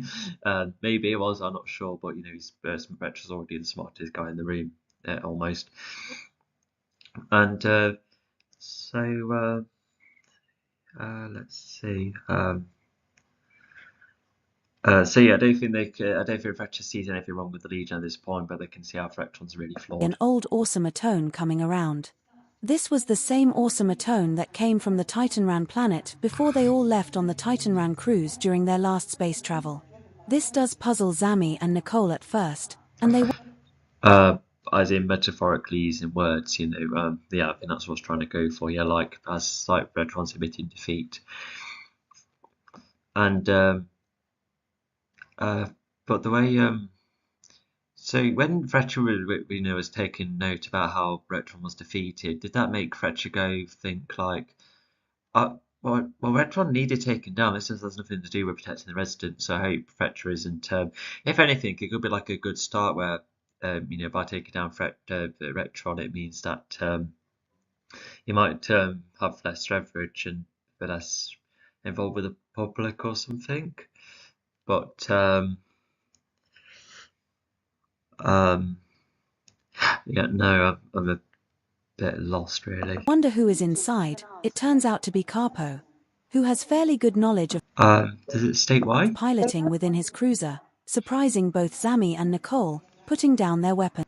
Yeah, it was start even after even before John produces the way for everything. So yeah, it's not a bad idea. And luckily enough, they do stay because of Zionfall. Because oh gosh, like imagine if had very little to no protection. Yeah, it would just be like the Rector and the President. Maybe dealing on the Titarans would have been enough. Like following down to earth if the Surfmen did come in the Legion. By the way, what if scenario? But even then, but anyway, we also don't know any surfacemen. Maybe like the one for the first book, but I don't know. It would have been nice to kind of keep track of them, almost like a way to evolve the Legion's perspective. After a catch-up, this is where Carpo introduces them to Fletcher, who is not only going to be the latest addition to the team, but who is a result of the Titan. Oh my gosh, if they've outright admit that, unless Nicole and Sammy are bluffing, because Fletcher is like, we'll try and do what's best for the public rather than your own cause, even if that means probably losing one of your own lives. So, oh my gosh, that's like either Fletcher's criticism being wrong and it somehow was like the right words to get the Legion back on track, or like I said, they were bluffing then, only for Fletcher to be like, hang on, you were bluffing then. But it sounds more like, yeah, it is definitely the problem route, not the headcanon route, where there's no bluffing at all. So that's how I would have rewritten it. Rand's cloning. This makes Fletcher the first resurrected race to come about. Sadly, this is all the help the Titanrans can provide after. Out of hope at a point. I think I was trying to write. Yeah, sorry. Zami and Nicole's request. Carpo does need to go back to their world. And I think it's the end of the chapter. So yeah, we can assume they kind of get going. And I guess there's enough of a reason. Yeah, if it's like post-apocalyptic and you just don't really. Yeah, I can see that happening. I think I would be kind of hesitant. Imagine if an alien team kept letting the world down, and then I was like, I don't think I would be able to add much, and I would rather stay here. All of them probably have families still down on Earth as well, so yeah, I don't think they want to leave them. What do they get lost in space? Anyway, let's go to the next one. Okay, this looks like New Zealand, I think, which means, or some location, I'm not sure, but New Zealand wasn't really populated until the Oporas came along, as evident from the last pod comic, unless this is like could be like, I don't know, if it wasn't a hashtag, why didn't Samuel and Personal see one another? Not sure. It still does like a nice setting though. There's a cool river down there and such. Anyway, what's the chapter? Chapter 68. Diane starts to fetch the others. On the subject of collecting allies, Diane, after trying to help a couple of planets, decides to go and see Opus Nost first. So Dion's still trying to help others. I guess fair enough. Like, for instance, what I think what could have been expanded upon is that imagine if, for instance, a building was nearly falling, especially after the consequences from Megadraw or Torrent even, and Dion could just like simply like move the building as it was falling. But what could happen is that he like quickly moves away, making people feel like, oh, that they just moved, not landed anyone. That's convenient. What did that? So I felt like that would have been better if Dion just simply helps the others, but without letting anyone see him. You're like a secret guardian almost. Oh, imagine that transition, the ultimate guardian into the secret guardian. That actually sounds like a neat idea. But it's good that Dion's still trying to help. On the way, it's like trying to be useful. But yeah, does miss opportunity. But yeah, now he's making more of an effort to help reunite the Legion. And you could say, why is he? Well, we already know why he's not doing as much heroics. It's not just the rejection and the belittlement, but Dion is very well spoken. He'll be able to get both Abasnos and Hill to join the cause. So yeah, and he helps find Pod and. So yeah, but anyway, it should be a bit more justification. Like I said, maybe everything's just so much about low point at a point where there's not much worth saving. But yeah, like I said, there should have been added. Knowing where the other allies are at. He is a pilot after all, and he can carry the lot after all. Too many after alls. Sorry. I guess Dion. Yeah, I guess Dion doesn't know how to pilot a craft, which is fair enough. And yeah, if the Bosnos is the pilot, yeah, I can see why he's gone for first. Ryan cannot take everyone out in space on his own, only he can cope with space. Despite Yeah, that's true. Yeah, of course they need a ship. Yeah, it's just good to clarify. the rejection from the public, Diane still wants to help, but no viewpoints change, which makes him focus on getting the team together whilst trying to stop Xionthor from trying to scan around the universe. Stop Xionthor from trying to scan around the universe. No, that's wrong. Xionthor's not scanning anything. It's meant to be stop Xionthor as he's scanning across the universe. I think that's what I was meant to say. Sorry about that. But yeah, it's good that he wants to help, and yeah, getting his Legion all together is definitely a big thing to do. Haphazard is on the same planet as he said he was, but far more downtrodden, full from eating a lot of Which planet? pudding which he ate at stands before getting thrown out again. So yeah, Pasnos is apparently misbehaving continuously, or something along those lines. Yeah, it keeps getting thrown out. You would think it's like, I don't know, you can't really write drinking in a family-friendly product, but I suppose it's like, I don't know, just so, yeah, if he's so much not in the mood for fighting at a point where he's just, yeah, like I said, yeah, if he's just doing nothing but eat cake, he probably just feels quite useless. And so yeah, just a lot of it would need more context. Like for instance, what pudding? Why does he keep going thrown out of places? Is it rejection? Is he misbehaving? Is he taken something? I'm not sure. Reason for the neglect against him was because of not only his trouble with Torrid when he thought they were mates, but his involvement with the Legion has made him doubt his own life. Nicole mentioned. Yeah, I've already described how the Nahash2 stuff would have like spread the word around, and yeah, because some people might think he was involved with the Legion during the Megador thing as well, to which unless those would confirm, but I don't feel like they'll be like, oh, actually, he was probably more involved in the Torrid case. He was right away from the Megador thing. So I can't see anyone defending him. But not to mention, I think they would still belittle Pasnos from getting involved in the first place, and not getting Pasnos not joining the Legion too. So yeah, there is definitely a couple of reasons why he would be belittled. But once again, it would be nice to clarify. Yeah, I have to admit, it is fun and interesting to go through these, but it's so long-winded. Like, I wanted to start animating. And Opusnost to Mike before which Retron reveals, and when revealing that in his speech. This demon.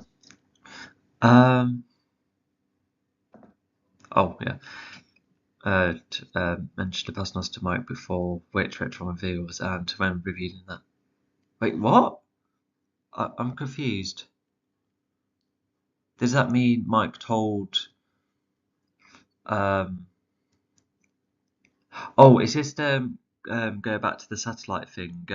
When Mike and Nicole tried to one another, and Pasnos was briefly mentioned then, and also when it was this like a bit of evidence of Dion picking that up, and therefore, well, but he was already familiar that Pasnos was kind of around.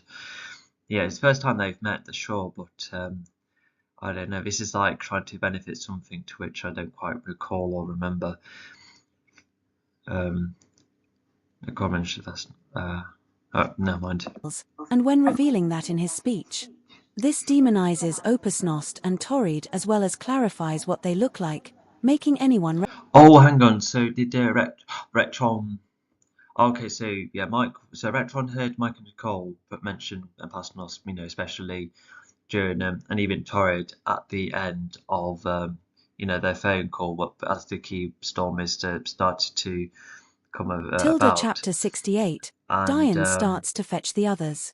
On the subject so of yeah, collecting Retron probably heard allies, the name and be Diane, like, after trying to help a couple of try to planets, backstab the decides to go Legion, and so see they're Opus stupid Nost enough, and they got first, this knowing Pasnos where the other in the mix allies of all are this as at. well. So He is a if pilot Retron says after something all, like and he that, can so carry the lot, Retron has after done all. way more damage than he Diane thought. cannot He's take almost everyone screwed out in Pasnos' space on life his then. own, only he Because if Retron didn't do that, not only would the Legion have got any alliances, but I think I would have at least been supportive despite losing Arvin, and Pasnos, I think, would be slightly more encouraged to stick around. But I don't know, would have Pod still stick with the Legion though? That would be all new outcomes, can etc. cope with space.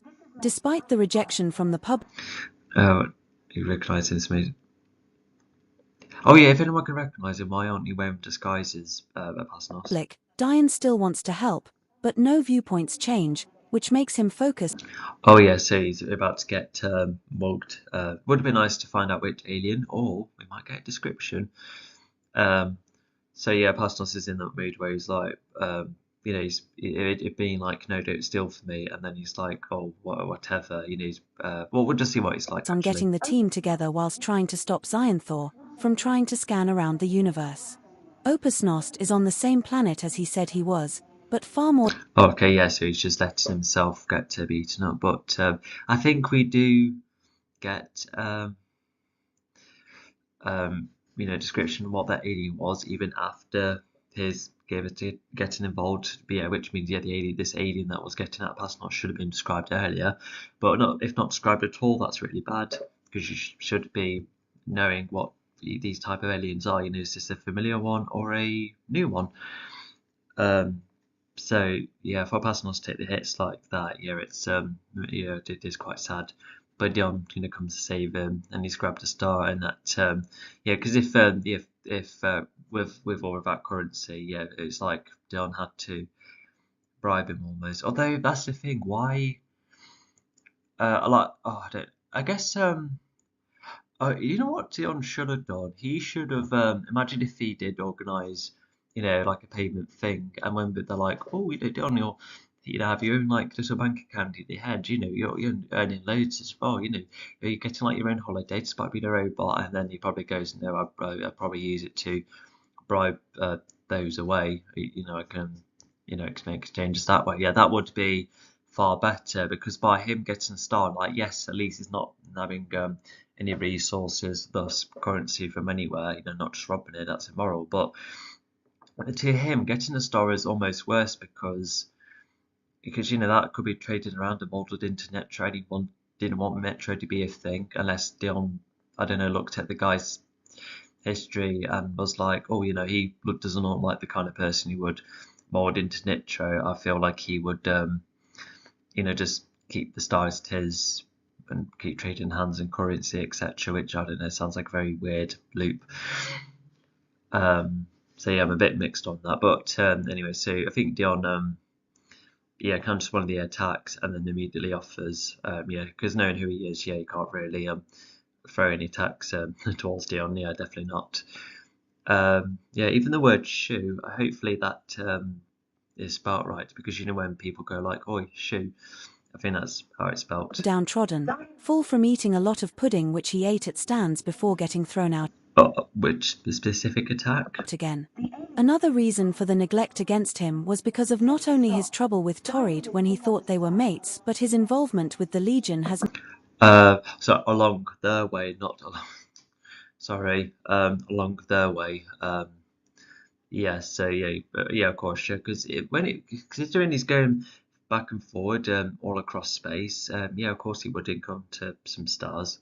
made him doubt his own life. Nicole mentioned Opusnost to Mike What kind of currency though? before, which Retron reveals, and when revealing that in his speech. Yeah, that's quite nice. This demonizes Opusnost and Torrid as well as clarifies what they look like. Moody mood. A moody mood. No, that's far too informal. Just a foul mood, that would have been far better. Making anyone recognize him. This is made slightly worse by the fact that another alien decides to fight him. Oh gosh, I can imagine the Pasnos being like, "Oh, really?" Sort of like, I could just imagine that happening if he's not BF as it says, is like instantly refuses. Mainly to try and get currency out of him. Opusnost initially refuses, not in the mood, but he gets attacked anyway, and Opusnost takes. So that pretty much clarifies more of his mindset. Yeah, but explains the lack of a motivation to fight. The hits without using any abilities. Diane, however, comes in and quickly. Yeah, I think Dion would say something a lot more full of wisdom. I guess what I'm saying is like a simplified version of that, but yeah, like I said, yeah, I think I should have written something far more unique. Yeah, because it could have been really like a really standout thing because characters getting other characters back in gear has been done dozens of times. But if I needed to make mine stand out, then I should have made more of an effort. He's a robot, no emotions, and he started to figure out some. He's been around for ages, on the side of good, and he looks like he already understands Pasnos's way of things. Although if Dion's very unfamiliar of the way that with how a normal life works, he could have said something like, like other beings, and they've already got to have a proper life, but no, I guess it could be like a I don't know, like like I said, it could be something that could help stand out, but yeah, I don't know. God, I'm lost. Thanks to Dragon Legion. Okay, but so thanks to Dragon Legion. Counters one of the alien's attacks. The alien keeps trying, but Diane strongly convinces him to stop. Diane did pick up a. Oh yeah, so Dion, has definitely seen glimpses of that. So it's just kind of reminding the Pasnos to what he used to be like. Was he probably went too far in a couple of places. If he can get that kind of attitude back, then it would be really helpful. Yeah, the one to like truly stand up to time for without fear. Star along through way to get him to shoo. Considering stars. It is true, but just can't get him basic. Are worth a lot of money. And so with the alien gone, Diane turns to face and helps Opusnost up. Yeah, which was, I think it was hinted at the third book, and just almost like reminded her, being like, are you sure? Asking if he is okay. After Opusnost replied. Oh yeah, of course, yeah, much bigger team, and one learned a bit more as well, so that'll help as well. So yeah, true. In his moody mood, Diane nicely asks Opusnost to help with what would be the biggest.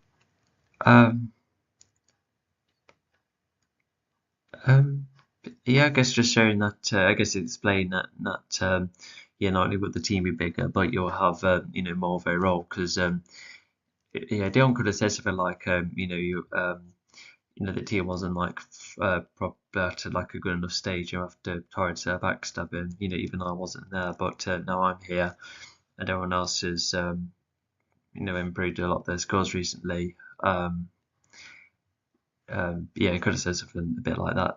This task ever. To protect the elements and stop Zion Thor. Opusnost instantly refuses, explaining he is no longer worthy of. Yeah, and to this day it does make him quite unique. Sorry. So yeah, it is worth pointing out. So yeah. Of being another's mate and isn't a worthy fighter. Diane, however, counters this by stating that Opusnos Oh, hang on. There's a word that was trying to disappear. At least that was the end of the chapter. Hesitantly back in action to action, and so they make their way to the common front. Oh yes, the common front is nearby, because that's how Pasnos went to the planet, of course. So hesitantly back in action. So it's presented as if Pasnos like, okay, I'm somewhat convinced, but I'm still hesitant. And yeah, we'll see how Pasnos feels later on. But yeah, I guess we'll wait and see. Tilda chapter 69, Hermota in the mountain. The Legion has made it to the mountain, mainly made up of cubes and dead vegetation considering Hermota within the ground. Yeah, and how the life force used to be in there. So it's just describing part of the setting. Yeah, because if Liverpool was that significant, of course, like the effects towards the cove will, remain in some way. But now it's surrounded by cubes as well. I wonder if that will get defensive like it did with taking the life force out. But I think it's because the life forms were kind of getting generated. So I think that's why it was a bit risky at first, but not so much here. Maybe Fletcher might have some better ideas, or not to mention Sammy had the cube ability. So instead of using something to absorb, it's just getting something instantly packaged somewhat, I think. The Legion goes up to the spot where Hermota is, opening the ground and vault. As they get it, they Oh yeah, because was it like a mechanical kind of opening towards the element? Was that how it worked? I kind of forgot. talk to Fletcher about the last time the Legion was in the cove, a story that fascinates Fletcher. Yeah, because I think Fred was thinking that with the vegetation, this is a place you've been familiar of, and I bet they always would have been like, oh yeah, we have been here before, and they probably told him the entirety of book one, and oh yeah, because this Fred should be like, there's not really much mention of residence, and then when the Legion are like, hey, that's the Orphean tree, it's still there. It used to be a landmark, by the way. That should have been highlighted a bit more, of how Orphean's tree kind of became like a wonder of the world, the beginning of the Legion, and but yeah, it's just being like, hey, look at that monument, that's thanks to us, and just hardly any mention of residents. Yeah, with probably the servicemen looking after them more, and even if there wasn't, thankfully there was no residents involved in the Nitch battle at all, making all the lands very separate yet safely. But also I think Frederick could at least been clarified about that, but I think the point still stands that the Legion are just, probably a bit more goal oriented than they've come to think. A true tale about the Legion's secret mission in the middle of a battle, managing to get hold of Livinga. They talk So that also is evidence that, yeah, I think that's where Fletcher's like, okay, you do seem to know the names and some kind of familiarity of the element. about how Pod and Arvin were great additions to the team thanks to their abilities and overcoming Oh, and now Fletcher's been told about them as well. Hope again clarified that, one's still alive, still out there, and or trying to find Zone 4. So I would like to, it'll be interesting to see how much Fletcher is caught up with everyone, especially before meeting them. Orphean, who was one of the more powerful. Because not to mention, Fletcher only spends time with Nicole and Sammy, so he could have had a couple of quick scenes, get to know the rest very quickly but efficiently. And efficient is like a good word because some things can be achieved in a couple of sort of smaller segments, but if it achieves enough, then that's where you're like, okay, cool. Foes the Legion has ever fought. Even the Legion expands Yeah, which is true. more of their small trip to the mountain, having no vehicle, having a faultier machine and having to fight off spirits and live vegetation. Faultier machine? Well, oh yeah, it was definitely a bit outdated compared to what they can do now, but is faultier the right word? Anyway, so yeah. Oh, but Fletcher's about to say something. Something that Fletcher found slightly amusing because he sees his ancestors' memories of fighting spirits and live vegetation too, and it is not easy when live vegetation. Should be sentinel vegetation or something. But yeah, it's just like one instance of Fletcher looking back on his ancestry. Because yes, it's like memories and all sorts going over.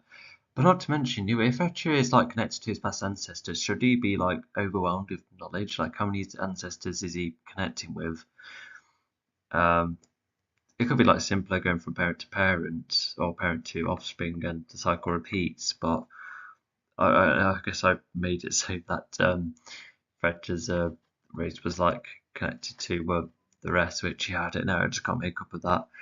Anyway, when were they fighting spirits and so forth? I guess it was just like a way to share an experience together, but I don't know, it's just like randomly staging, what was the context of it? Fighting a whole crowd of both. Fletcher then even asked if there were times when the Legion saved people. Then the Legion not only Um, very, it's kind of an odd question, really. I know it like adds up to something later on, but I don't know, it's so odd. states that the servicemen tend to perform that role as the Legion is fighting against dangers that the servicemen are less likely to overcome, meaning stopping those dangers saves the people.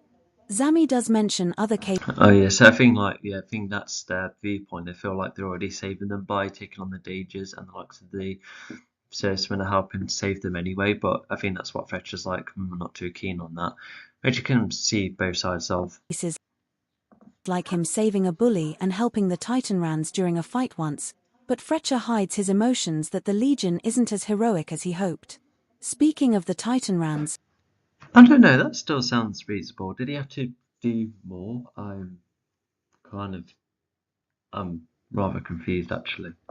Fletcher does ask about other members, and the Legion mentions the likes of Hailwolf, Opusnost and the Titanrans too, hoping Fletcher will meet them all despite. So they kind of consider Titanrans more of a alliance, while they have actually fought and travelled with them, so I can see why they're considered well too. And so yeah, Retro is just saying an update about the others. Yeah, I don't know how much detail, but I suppose it's enough. And they can definitely talk about this as they're gaining the element as well. Yeah, imagine if they just started to sit down for a bit and went, hang on, we've got to get moving. Both groups having to be separate for now. Regardless, Fletcher knows about their abilities and motives thanks to. Oh yeah, so them three are going to do their own thing, and Dion's just gathering the rest, almost like doing their own thing. I think hopefully that's communicated, because if I was me, I would have been like, okay, are we they go into separate teams because of the whole element things, just make sure they're all protected in that, unless shall we stick together, maybe protect all the elements once, maybe use them against Line 4. Yeah, I feel like a lot should be clarified. Nicole and Zamis insight, but it doesn't tint the lenses better for him. Seeing that all these Legion members are. Tint the lenses better? No, I completely no, that wrong word. Anyway, yeah, I'm not too keen on this bad impression. More goal-oriented than they should.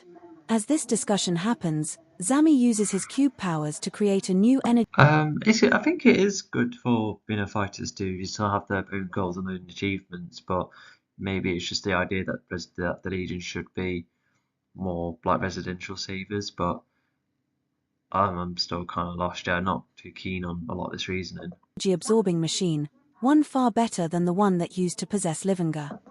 Hopefully, what I think is probably the same design, but obviously a lot better. And if this can interact with the birth element, then yeah, this should definitely contain it as well. So as the machine shapeshifts around the underground bunker where the element is, the machine grabs hold of her motor, making it contained and easy to carry around. This does start to make the activity around then. Does it carry around like a rucksack or like a briefcase? Yeah, how does it get carried exactly? I'll tell you what, maybe Zami could have I don't know, he's already got that rucksack equivalent that stores all of that capability, so you don't think he could put an element on top of that. Oh, imagine if he did become like the Hermota absorber, I feel like that could create questions, but Zami's well, we've got to use the element against him somehow, so that could be a cool idea. And what Zami is a mixture between Forza and Hermota. I don't know if he was introduced Lightning first, and he's already a gadget fan, so they're already a sister Lightning. But maybe it could be an argument in the a rewrite where they're like, hang on, well, you're more of a Lightning user, why you're emphasizing more on Hermota, and like I said, the same arguments could come up. We need to use an element somehow. But even looking from my perspective, I still see Zami as more of the Forza category almost. It's rather cool to have certain individuals be made up of more than one element. It's kind of creative. Even I created the main creator of the universe, and then you have the 4 living elements, and then there's 6 other godly entities that are made up of each Tilda like chapter representing 2 69, elements in one Hermota kind in of the thing. Like for mountain. instance, The Legion has one made of my it to favourite the ones is mountain, a rhino mainly looking made up fella of who cubes and dead is made vegetation up of both considering living Hermota gore and within the Hermota, ground. so it's just The exploring how Legion both goes up those to the elements blend spot where together. Hermota And is, opening the yeah, ground I and felt like there vault. could be like As they references get as it, well as that they talk to representation Fretcher plus about the Sammy's last mixture time the here. Legion I was guess in the we'll see how cove, much I a can story that explore of my fascinates universe. Fretcher. A true tale about the Legion's secret mission in the middle of a battle, managing to get hold of Livinga. They talk about how Yeah, it's keep consistent with that. I feel like it should act up in some way, even if the life force, has the living beings, but I'm not sure. But I suppose it's down to Zami having far better the technology too. Pod and Arvin were great additions to the team thanks to their abilities and overcoming Orpheon, who was one of the more powerful foes the Legion has ever fought.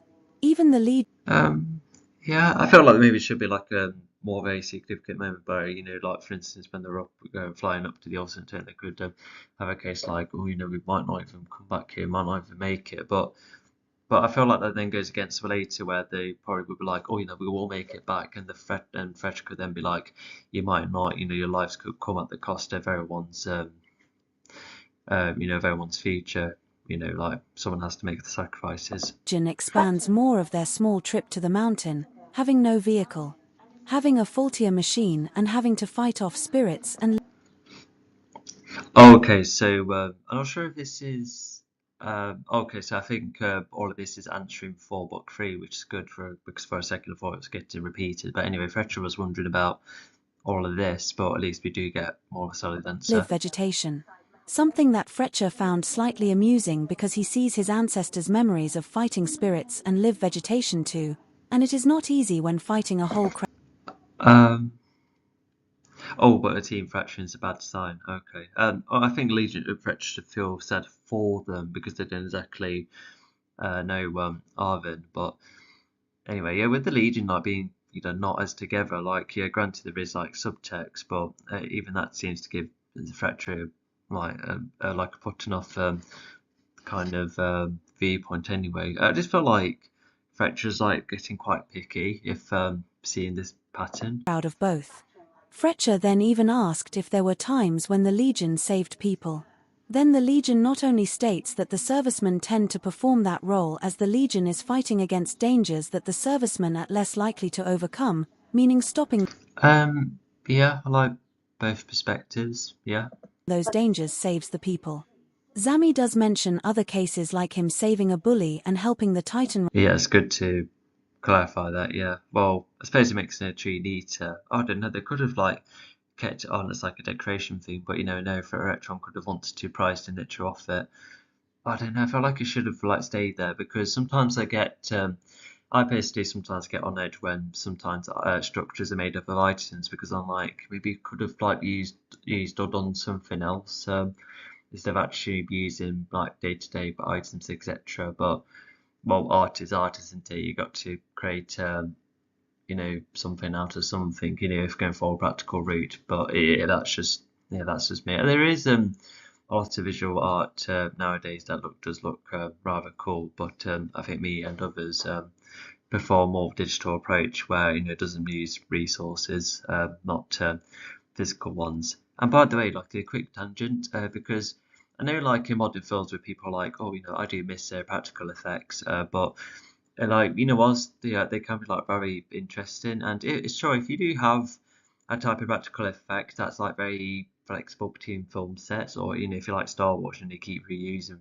resources, then that's cool. But um, there's where there's apparently like an entire warehouse full of practical effects or like props that don't get used anymore, and I just thought but they'll definitely be worth it in films that are really good. But I don't know, maybe hopefully one day they do get like shown in some kind of museum equivalent. Imagine that like I don't know, you're like the golden age of Hollywood, and it just showcases all these props. So I hope there could be at least for show instead of all kept in our house, especially some of these props aren't going to be used again anymore. But yeah, at the same time, by creating less props nowadays, it does save physical resources, because I know some people are kind of mixed about the Avatar films, as in the James Cameron ones, but at least by going, because the only resource you're doing is, mocap suits which can use many times, and blue screens, etc. You can just use many times. You just need to organize an approach, from the get-go, to be like, okay, so if we give enough time to do this, this, and this, then we have a much smoother production, even if it is complicated and hard. Because what's happening nowadays is people being like, oh, let's do their practical, and I need to run out of time, and they're like, oh, we'll just give it to the CG people. So that's that's the thing, that's happening at the moment. Yeah, as far as I've heard. But yeah, I think yeah, because I'm a really I'm a really big fan of VFX. So yeah, I would like to continue it to do well. And well, granted, it would mean more VFX artists and less practical prop builders. But I don't know, sorry, it's just a small tangent. Just I guess I'm just like wary about these things, because I'm always like aware of the practical items I use before throwing them away. Like, for instance, I've kept the same pair of sunglasses since 2013, so I just want them to be good use. I'll definitely will find a way to get them recycled once they're done, but if I made them last that long, then good. During a fight once, but Fletcher hides his emotions that the Legion isn't as Absolutely. heroic as he hoped. Speaking of the Titan Rands, Fletcher does ask about other members, and the A bit of a weird line, but I suppose Fletcher, he's just thinking of the symbolism. So, like I said, the line's really odd. Legion mentions the likes of Hailwolf, Opusnost, and the Titan. Oh, as in the Legion not seen that tree in ages. I think that's what they. Oh, I don't know. The line doesn't really say that, but I suppose it would have been like a better moment if the Legion actually, be like, oh my gosh, that tree. Do you remember the early years? Titan Rands too, hoping Fletcher will meet them all despite both. In reality, I think the Legion mainly they um, what was I saying? Yeah, I think the fame kind of came to them because once again they're more focused on like this specific objective rather than about the people. Because yeah, right. Because even without what happened to Book Two, I don't think the Legion would be like, "Hey, let's get famous." And also, it could have been like an interesting transition to make them a bit more like that, and to them becoming more noble heroes, without the merchandise and signatures and so forth. So yeah, I think I don't know, it's actually like an abstract question, but fame is never like, other than a couple of cases in the third book, it's not really um um yeah, it's just there's never really been part of the forefront. I guess Fletcher wondered about it, but even then, also how did he? Well, of course he wanted the concept of fame because everyone knows Zion-Fall, but that's not fame. That's Zion-Fall being notorious. Groups having to be separate for now. Regardless, Fletcher knows about their abilities and motives thanks to Nicole and Zamis' insight. Oh gosh, they're going off in tangents, which is probably giving a bad impression. Because the Legion could have been like, oh, we were hello. Yeah, the Legion could have could have gone and done just by being like, we were so admired, we had all of this made for us, and like I said, add to the bad impression. But the Legion could be like, oh, we didn't mean to give a bad impression. It's just how much we were liked back then, and yeah, I think that with either way I explained, should have been a bit more expanded upon, because it just sounds like the Legion did at one point get a bit